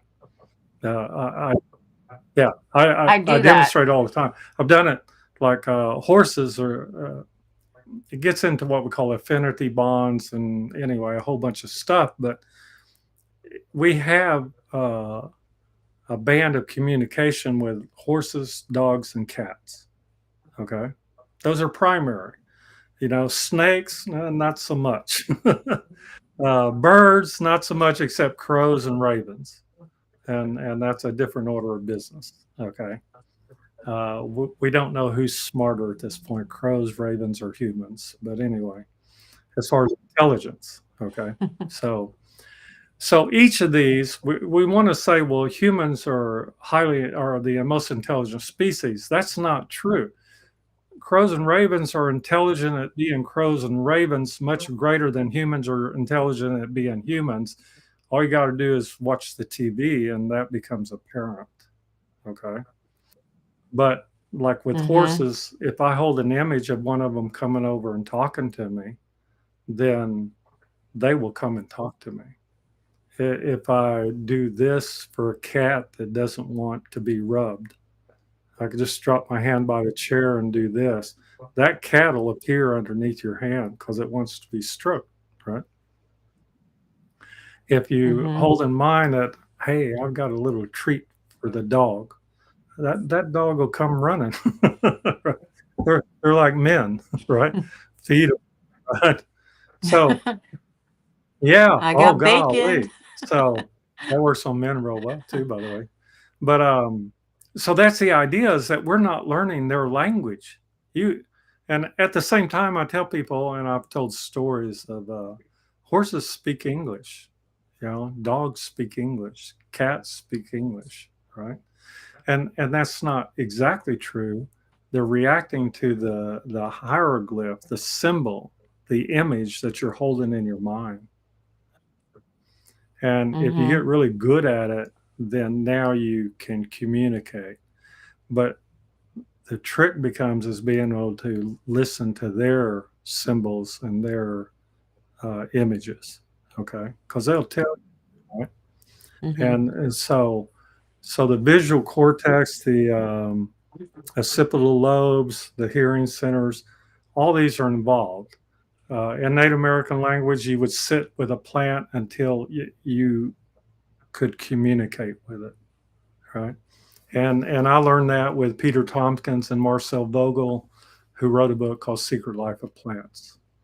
And I teach it to people that the whole world will talk to you. Remember that my scale, Veitenheimer scale, 36 to 71. That's all the communication. Yeah, it's all the It's in there. communication that occurs with animals and plants and the earth itself. We call rocks slow talkers. That's a Native American because their speech is so long a duration, right? But it's not that you can't talk to them, right? And then of course, what becomes more important is can you listen to them? And of course, now we describe marriage, right? Men don't listen to women, and women talk to men. So there's the it's the same thing, right? And so just which way are you going to learn it? But I spent 3 or 4 Yeah. years with Marcel Vogel learning some of this communication techniques. And you know, when they wrote that book in the early 70s, science absolutely denied that plants had feelings or receptive to thought. And then we had oh, what's his name? Um, he wrote a book when dogs know when their owners are coming home. Golly, what's his name? I'll remember it in a minute. That sounds familiar, but I don't Anyway, know he who talked wrote about that. morphic fields, and so if you go stick yourself in the paddock, you're probably going to learn to speak to horses faster than if you're trying to do it from your living room. If you go sit in the forest, you're more likely to learn to speak to plants and learn to let them speak to you. Okay. Because Hmm. plants will tell you all kinds of things. Crows will tell you, and ravens will tell you all kinds of things. And uh, crows used to follow me around and still what I call bring messages. This Native American thing. And you know, I'm driving along and I look over and there's a crow there, and I go, "Well, what's the message?" And it's like, "Well, slow down. Atop the hill, there's a police car." You see what I mean? Or slow down. There's Hmm. a problem ahead, and sure enough, top of the hill, and there's a car wreck or something. Don't go down that road. Yep. I mean, they're very vocal in a non-vocal way, and that is opening up the abilities, the other abilities that humans have that have atrophied over the period of thousands of years. And so I'm like dinosaur because I retain some of those abilities. And so that's the idea. And then, I think some of this comes to play, and I think more people are becoming this. Is what am I trying to say? Um, I think things, I think people are becoming more where it's a knowingness, like they just know, like I Right. know I'm getting Well, that way. Like I, I never really like hugged a tree or was, into the plants. Like I said, I'm more of an mhm. animal person. But I do have some plants around my house, and there have been times where I would walk past one, not necessarily like right near it, but it'd be close enough where I swear it just told Oh yeah, me it yeah, needs water. And then I stop and then I go over and I'm like, yeah, oh my God, I'm so sorry. yes, Let me get you yes, some water. yes. It's like a And knowingness, I think ultimately, is. that's what I teach. I teach all the techniques. Discernment of the truth is where you start. The applied kinesiology is the techniques you start with. But knowingness is a function of zero reality. The intellect is a function of number one reality.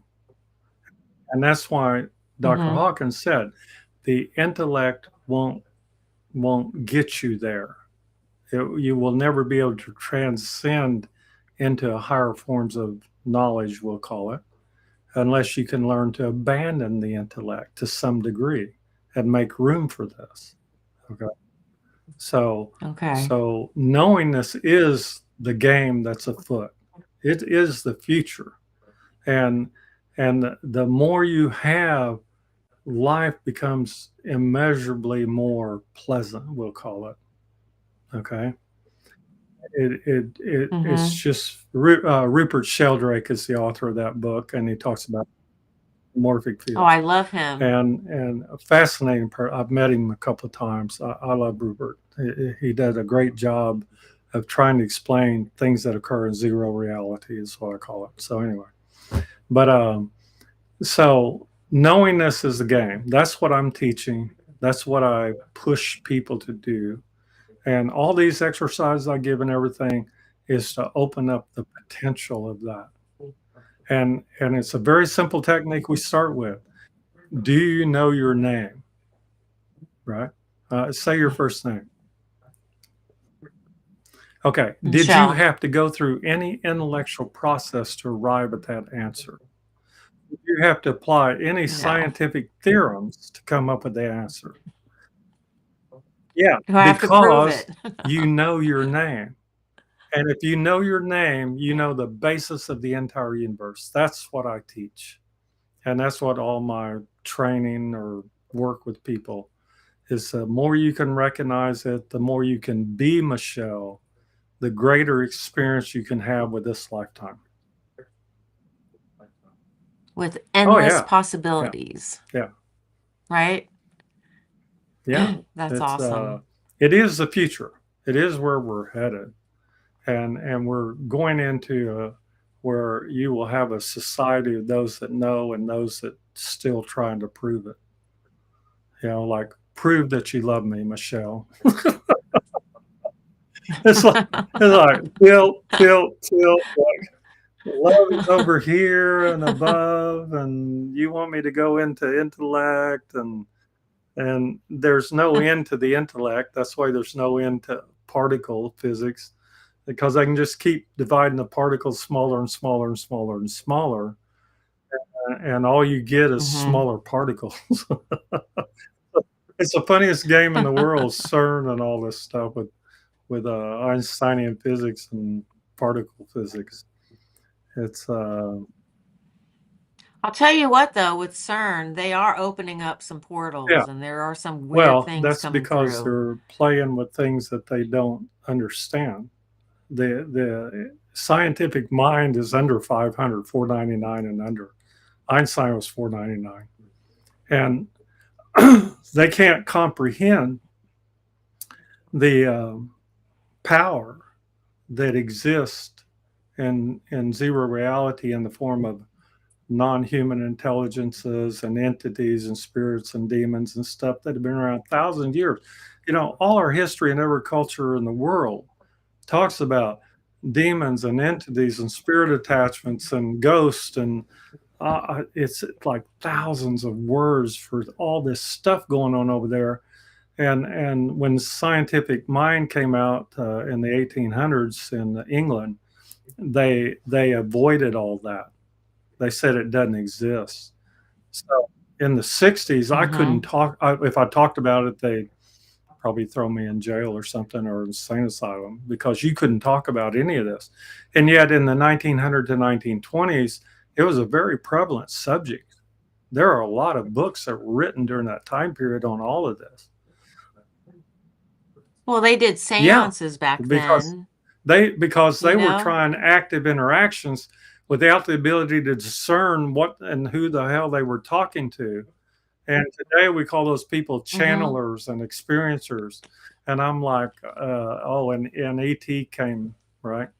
Don't get me started, because you have no way to prove that. Or, we switch from here to over there. Oh, yeah, prove it, right? There's been not one alien craft ever sailed into a public space and sit down for people to examine it. I say I will sell $5 tickets and put them on the National Mall if they'll just land one, allow people to go in and examine. And the same thing's true for aliens. Nobody's ever set one down and said, "Hey, let's do lunch, right? Let's let's do a Tucker Yeah. Carlson or Joe Rogan type interview and tell me what the But hell's going but there on," is right? You Yeah, sound like my because brother now. it's all.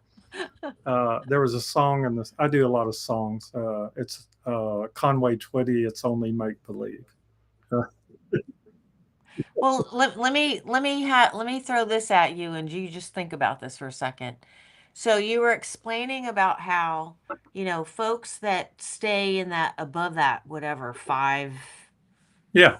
550 range, they get to a point where they just Well, can't be around people. Like they yeah. go Well, off into a usually cave, you would get to right? 720s and higher. Yeah. Or seven, Yeah. okay, just say Yeah. 900. You Yeah. don't We want to call be you a around short people. timer at that point. What if, okay, these aliens, extraterrestrial beings vibrate at such a higher rate that they are in the Okay. thousands? And it's hard for them to come down to us because we are so Okay. screwed up right now. I mean, not all of us, but most of us, Yeah. that it would kill them because it Well, hurts so bad. the There you go. I've traveled around the universe enough to have some of those interactions, and I'm not special, by the way. So uh, I have some really bad jokes I could tell about that, but we'll skip them for now. Um, okay, one experience of it is that when you try to think about what language comes in your head, like when you hear your own voice. Well, most schizophrenics and a bunch of others hear other voices, kind of like when you're a child, you hear, I have imaginary friends. Everybody does because they're able to Mm-hmm. interact, right? And not just hear, but talk. They can have, we say they have dialogue. And we're back to plants and animals. It's not to communicate either way. It's to be able to develop a space to have a dialogue in, meaning we both have the same language and understand the meaning of that language as equal on both sides of the equation. Okay. So Mm-hmm. the Hawkins talked about that there may be dimensional beings, we'll call it. I don't like the first word, but we'll say we'll use a play in the fields of the Lord. That's a good language. That there are areas. Remember when you daydream, where were you? There are areas Mm-hmm. that may have existent things, person, places, or things that their vibratory level is so high that we can't hear it, see it, or interact with it. And we know that. And so do cats. Okay. Cats will sit there like this, and all of a sudden they'll go, right? Yeah. I did that one night Mm-hmm. in the apartment, and girlfriend freaked out because she knew I had seen something, and she goes, "Don't tell me, don't tell me, don't tell me." Because there was a person that walked through the apartment, right, uh, several floors above street level, and through walls. Okay, so Mm-hmm. dimensional existence does not necessarily conform to our reality. And that's the other thing is I teach that we have conformal reality that everybody agrees on, even though everybody knows that there's a reality that includes things that don't fit into ours.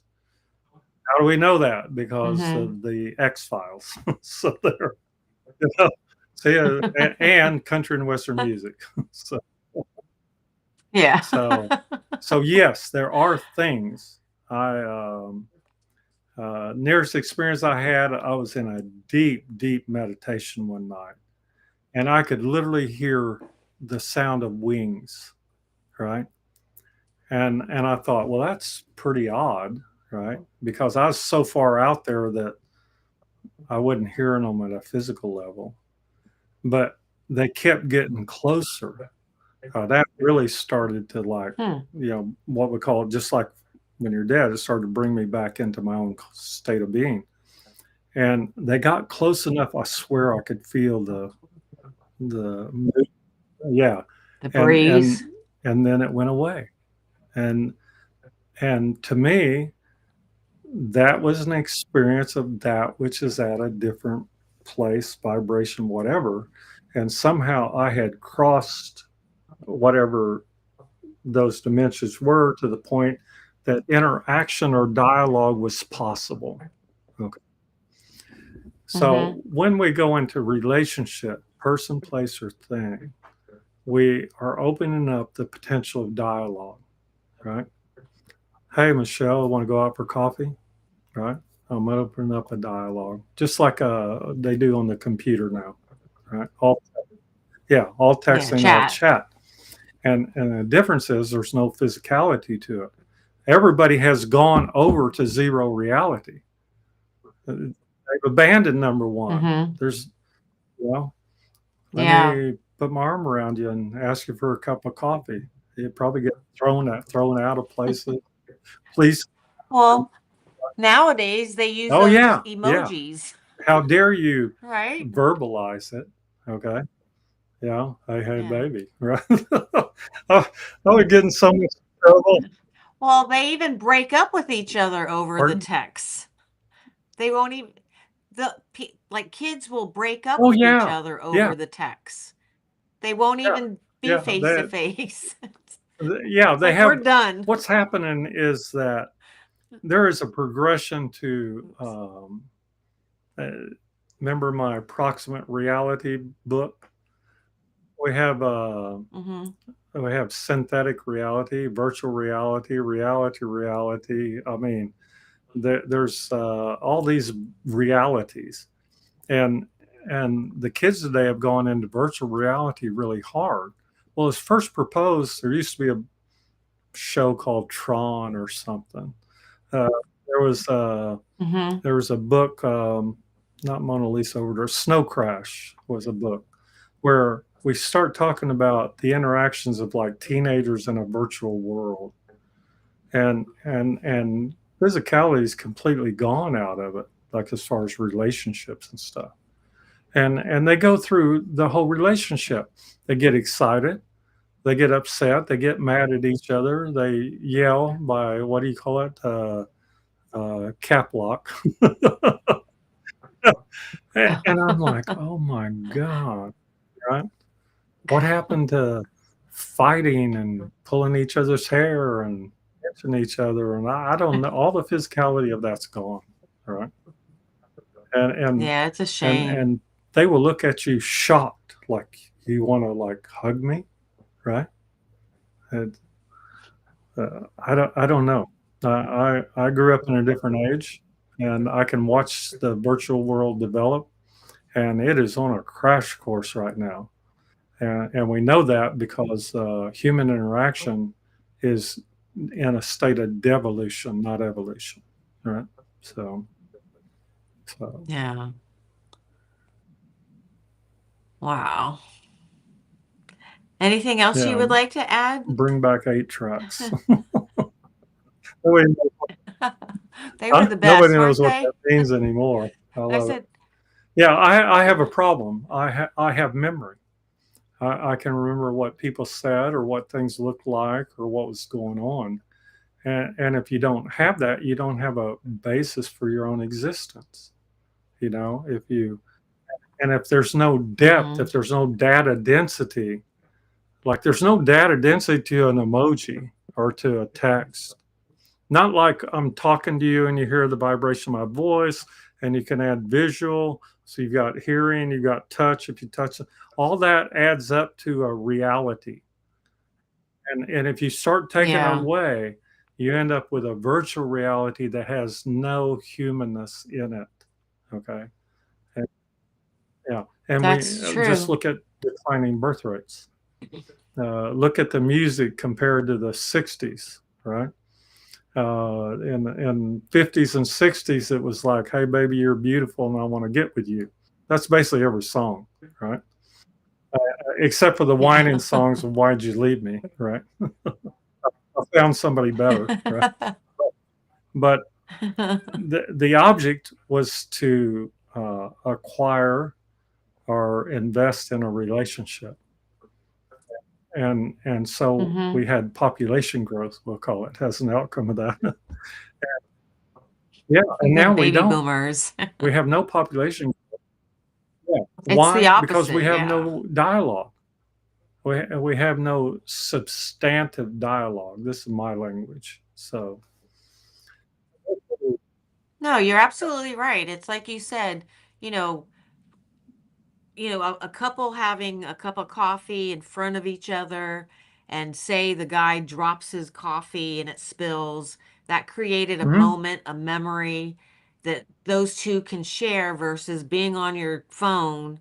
Yeah, You don't get that. You no, don't get that contact. I don't So, remember my yeah. text interactions. Uh, to a lesser degree Yeah. or greater degree, or lesser degree, I don't remember my email interactions. If you call me and I haven't worked on you in 20 years, I had a lady call me and go, "I think I need a tune-up." Yeah, and And I you're go, like, "Who who are are you?" And you? she goes, "We worked on me like 22 years ago." And I go, "Let me check," right? And sure enough, let me reset a few things and see you in another 20 years, because I want Yeah. everybody to live their own life. But yeah, I use data density. Everybody that's ever been abducted by aliens, right? Everybody that's a whistleblower. Uh, I've not come across data density that would sufficiently support their information. Kind of like if I say, Yeah. Michelle and I went to have coffee. Watch this. I tell somebody, I went to have coffee with Michelle the other day. I got in my car. I got up this time. I was wearing these clothes. I went to pick her up. It's 9:04. I went to Starbucks. She ordered this. I ordered that. We sat at the table. The coffee spilled. We got extra napkins, right? We talked about this. I had a piece of the bread. I go on forever. That's the amount of information you're taking in every second. And now the aliens abducted me. What were you And that's wearing, it. right? What did you eat? Where'd you go to the bathroom? How long were you there? Remember, temporal goes out the door, but it's like, what were they wearing? What were Yeah. they saying? How were you communicating? What kind of clothes were they wearing? Right? Had they been to Prada? Were they carrying Birkin bags? I mean, help me out here, right? What kind of shoes were there? I mean, this is what women do. What kind of shoes were they wearing? Look at that outfit. Where'd they get that? That is Yeah. 2 seasons old, right?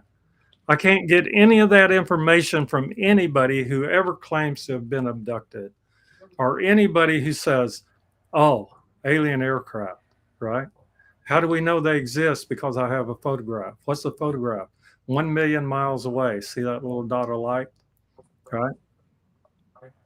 I know, but I think b- there's so much Yeah.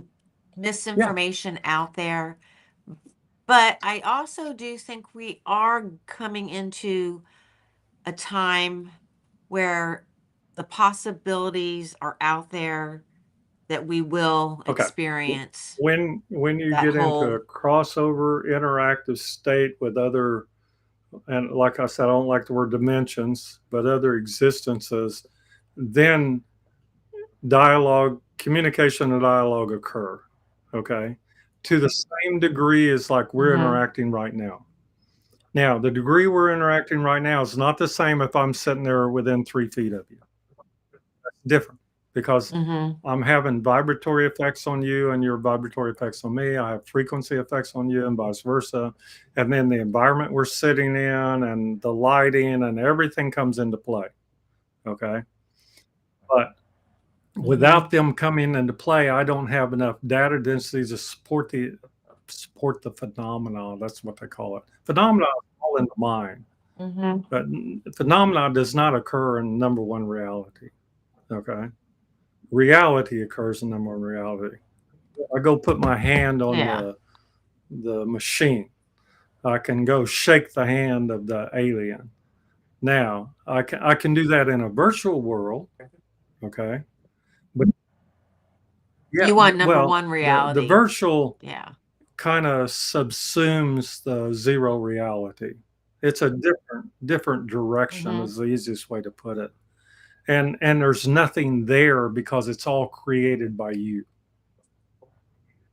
So the interactions that come Mm-hmm. in dream states, a great majority are interaction created by you. And then the ones that aren't are the ones we want to study and open up the potential communication, as long as they have a consciousness that is not negative or destructive of our own existence. And the majority of them are Mm-hmm. destructive to humans. I'll just, from my own experience, and kicking them out of people. Okay. So there you go. That's life. Yeah. They don't tell you you're in a battle for your own consciousness, and you have been for the day you were born. And not knowing it causes more harm, more illnesses, more alcoholics and druggies in the world. That is all a function of zero reality, a function of things that you can't see, okay? A function that of Mm-hmm. things that have no physicality to them, but not necessarily uh, without destructiveness, in the same way that microwaves or radiation is destructive to the human form. And that's what we're dealing with. We could do a whole Oh, new show on yeah. that because yeah, Yeah. I'm with you on that. Yeah. Yeah. It's definitely affecting the physical, but Yeah. it's in the Yeah. We don't non-physical believe reality. Max Headroom from the 80s, or a virtual creation, one of the first ones. We don't believe virtual reality. We don't believe AI. Oh my God, that's another one that's now become growing like crazy, and uh, and there's no physicality to it. Okay, it, you can. I Mm-hmm. saw movies this past week that they have AI created. I read stories anymore on the internet that are like, I just throw them out as soon as I recognize they're AI, because what they're doing is trying to create um, density, information density. You know, President Trump went to the White House. It was raining that day, and then along the way, his suit and shoes got wet. You automatically know it's an AI. It's just Yeah. way damn too much Well, information. None of it verifiable. Okay, and none of, yeah. but you know what? That's Sorry, but you know what else they're doing? And my brother told me about this. They're actually creating oh yeah, trailers for movies, and I don't know if it was do you remember the oh movie yeah, Constantine yeah, with Keanu Reeves? Well, I think there's like a yeah, number, like the newer one, I guess number 4 is yeah. supposed to come out, but it was AI. It was Yes, all a yes. lie. The And I'm like, are you no, kidding me? the movie what Ballerina just came out, and supposedly a John Wick movie continuation, and they used AI characters in there, and they're very, I'll call them immature, meaning they're not there yet, and so they're recognizable. But I promise you, Mm-hmm. within a year or two, you would not be able to tell the difference between me talking to you and me talking to an AI generated image of you, right? Yeah. Oh, Yeah. I know. It's And they scary. already have that Yeah. technology, and so you know, they just parade out what we call iterations the same way iPhones come out. You know, iPhone 10, 11, 12, 16, 18. They already have 24. They Oh yeah, already have like they're way 90, out like there, and they iPhone just release each 60. one Yeah. until it loses its momentum and dollar generating ability, and then they hit you with a new one. And Mm-hmm. so, you know, it's very well thought out, very well planned out, except that it doesn't allow for innovation. It doesn't allow for novelty. It doesn't allow for creativity. And to me, that's the sad part. All right. Mm-hmm. Eventually, real humans will become a commodity. I think I believe there's a Well, place in Japan, I think, you can rent a human. I think in Scandinavia too. In other words, they'll go to lunch with you, they'll go walking with you, they'll go to a movie with you, not as a prostitute, but as somebody. Yeah, As a because companion, yeah. companionship is the greatest disease, lack of companionship, and aloneness are the greatest diseases right now. Mm-hmm. And both of them are curable by having interaction with other humans that are not destructive to you. Okay. That's it. Mm-hmm. So No. if I decide, I say, hey, Michelle, you want to go for a walk? And we go for a walk and talk about stuff. That is one of the most data density things you could do because you're creating an experience that is at the same level, not just in your head. Okay. And when you Mm-hmm. rely on strictly visual or auditory, like the AI, then you're just lost. It's their world, not your world. They're going to take you Yeah. places that you don't want to go. And the movies we're starting to see, like I tell people, I saw that Dominic movie, and I go, I saw dead people. I saw people that have passed away that are in that movie, and it's like they weren't in the movie. They used an AI generated form, AI. right? So I can't wait to Wow. have a robot companion. it, it's not it doesn't satisfy. It doesn't it doesn't have the data Yeah. density, emotional density, interactive ability that comes from human contact. And Yeah, yeah, it's and just so totally all this different. talk about ETs and demons and entities and all that, the communication that occurs is very lopsided. If you're deficient in yourself, they're going to overwhelm you and take control of you. Mm-hmm. And and I we won't totally say believe what that. political party you belong to if that happens. All right. Bad jokes. I'm sorry. I'm sorry. Not really. No, you have Yeah. you have me laughing. Yeah. It's a high level joke.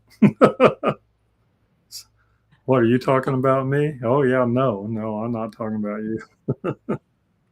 Yeah. Me? No. So I'll give you I would one more never. thing. The Hawkins talks about like a scale of consciousness. You look on there and just see where how you act. That's all. You see how much time you spend being that way. Okay. Yeah. On here? Yeah. And once you recognize it, you make a choice to kind of like do better. We'll call it. That's it. And Yeah. if you can do that, that is literally raising your consciousness. Now, if I generated another scale, it'd be an IQ scale. And the problem with that is people don't want to recognize you have to have a certain IQ and a certain EQ, emotional quotient, and a certain SQ, spiritual quotient. And the one that I came up with is a PSI, a psi quotient, the ability to intuitively interact at higher levels. And all those are uh, everybody is Excuse trainable me. to be able to generate those levels of interaction. So if you don't have if you have an under 100 IQ, you're not going to discuss quantum physics. It just doesn't. It's not going to Yeah, it be in just your doesn't interest wheelhouse. you. Yeah. It's like higher mathematics. Oh man, now you're up to 140 or something, And of course, my favorite. How about them Cowboys for where we live? And of course, that's down around 80, but we don't want to talk about that too much. so, so you see what I mean? It's like you just want to know these things. If I have a low IQ, it means I'm limited to certain jobs or ways of thinking or beliefs and stuff. Well, work on it. If I have a certain emotional quotient and I'm way too sensitive or not sensitive enough, work on it. That's all. All these numbers do is tell you where you're at. That's all they do. And Mm-hmm. once you have a number, just like on Hawkins scale, now you can decide what to do with it. you can decide which direction to go. Okay.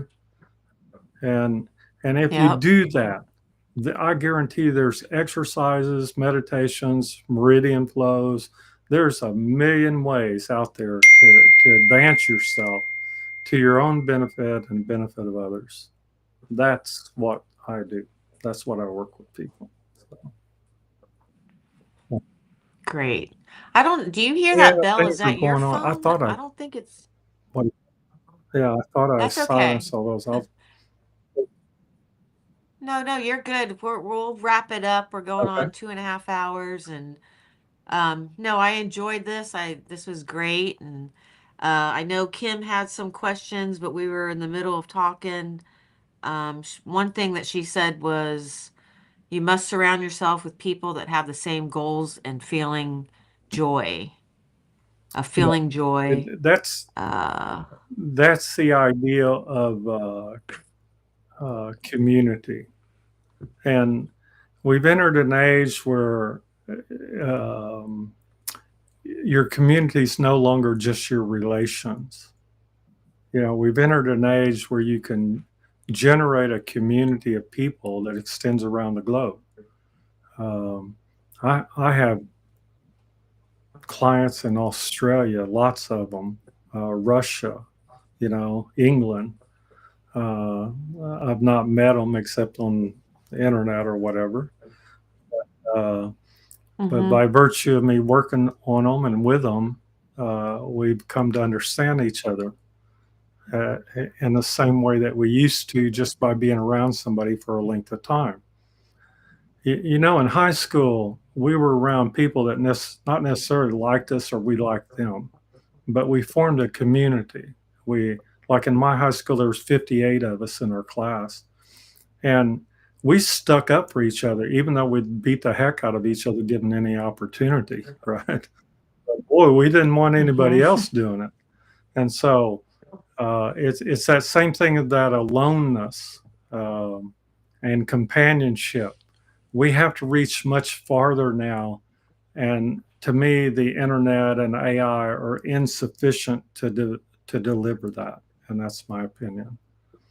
But I really appreciate this because it gives us an opportunity to generate those relationships. So, Yeah. No, and well, thank thank you.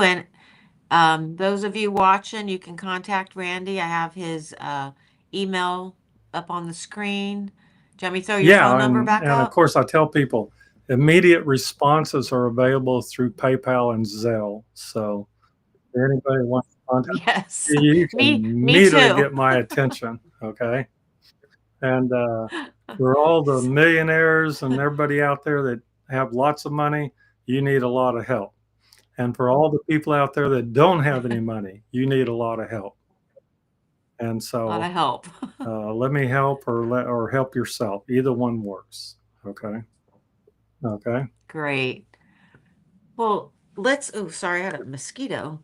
Let's Oh definitely yeah. do this again and we can touch Yeah. on some other Yeah. Come topics, up with some but questions and we'll have at it. Okay. All right. Love you. okay. Thank you. Thank you All right. so much again. Love you, and Okay. until the next All right. time. Okay. All Bye right, I'll bye. talk to you soon. All right, bye-bye. Well, there you have it, guys. Another great episode of Cosmic Truth, and I'll put up Randy's this is his or no, his website is here, and his email. And those of you that are interested in, I know in the beginning of the show I had explained that he's on Quantum Effects on Gaia TV, and then also he's been featured on some other shows. If you're interested in a free trial, shoot me an email at mycosmictruth@gmail.com and I will send you a link. I think it's like a free week. But if you're interested in that, by all means, reach out to me. And I appreciate the comments, Kim and Carla, and uh, was it PT or PJ? And I know there were more on there, but you were awfully quiet. So Hopefully I didn't have any issues with the different streams going into the chat. But I have 2 great live streams coming up in July, so keep a lookout for that. And trying to think what else. I'll throw this back up again. Look up David Hawkins on Amazon. You can find his books. This was a really good read. So I wanted to share that with you one more time. So other than that, we have gone 2 hours and 30 minutes. So love you guys. Thank you. Thank you. And until the next time, I will see you on Cosmic Truth.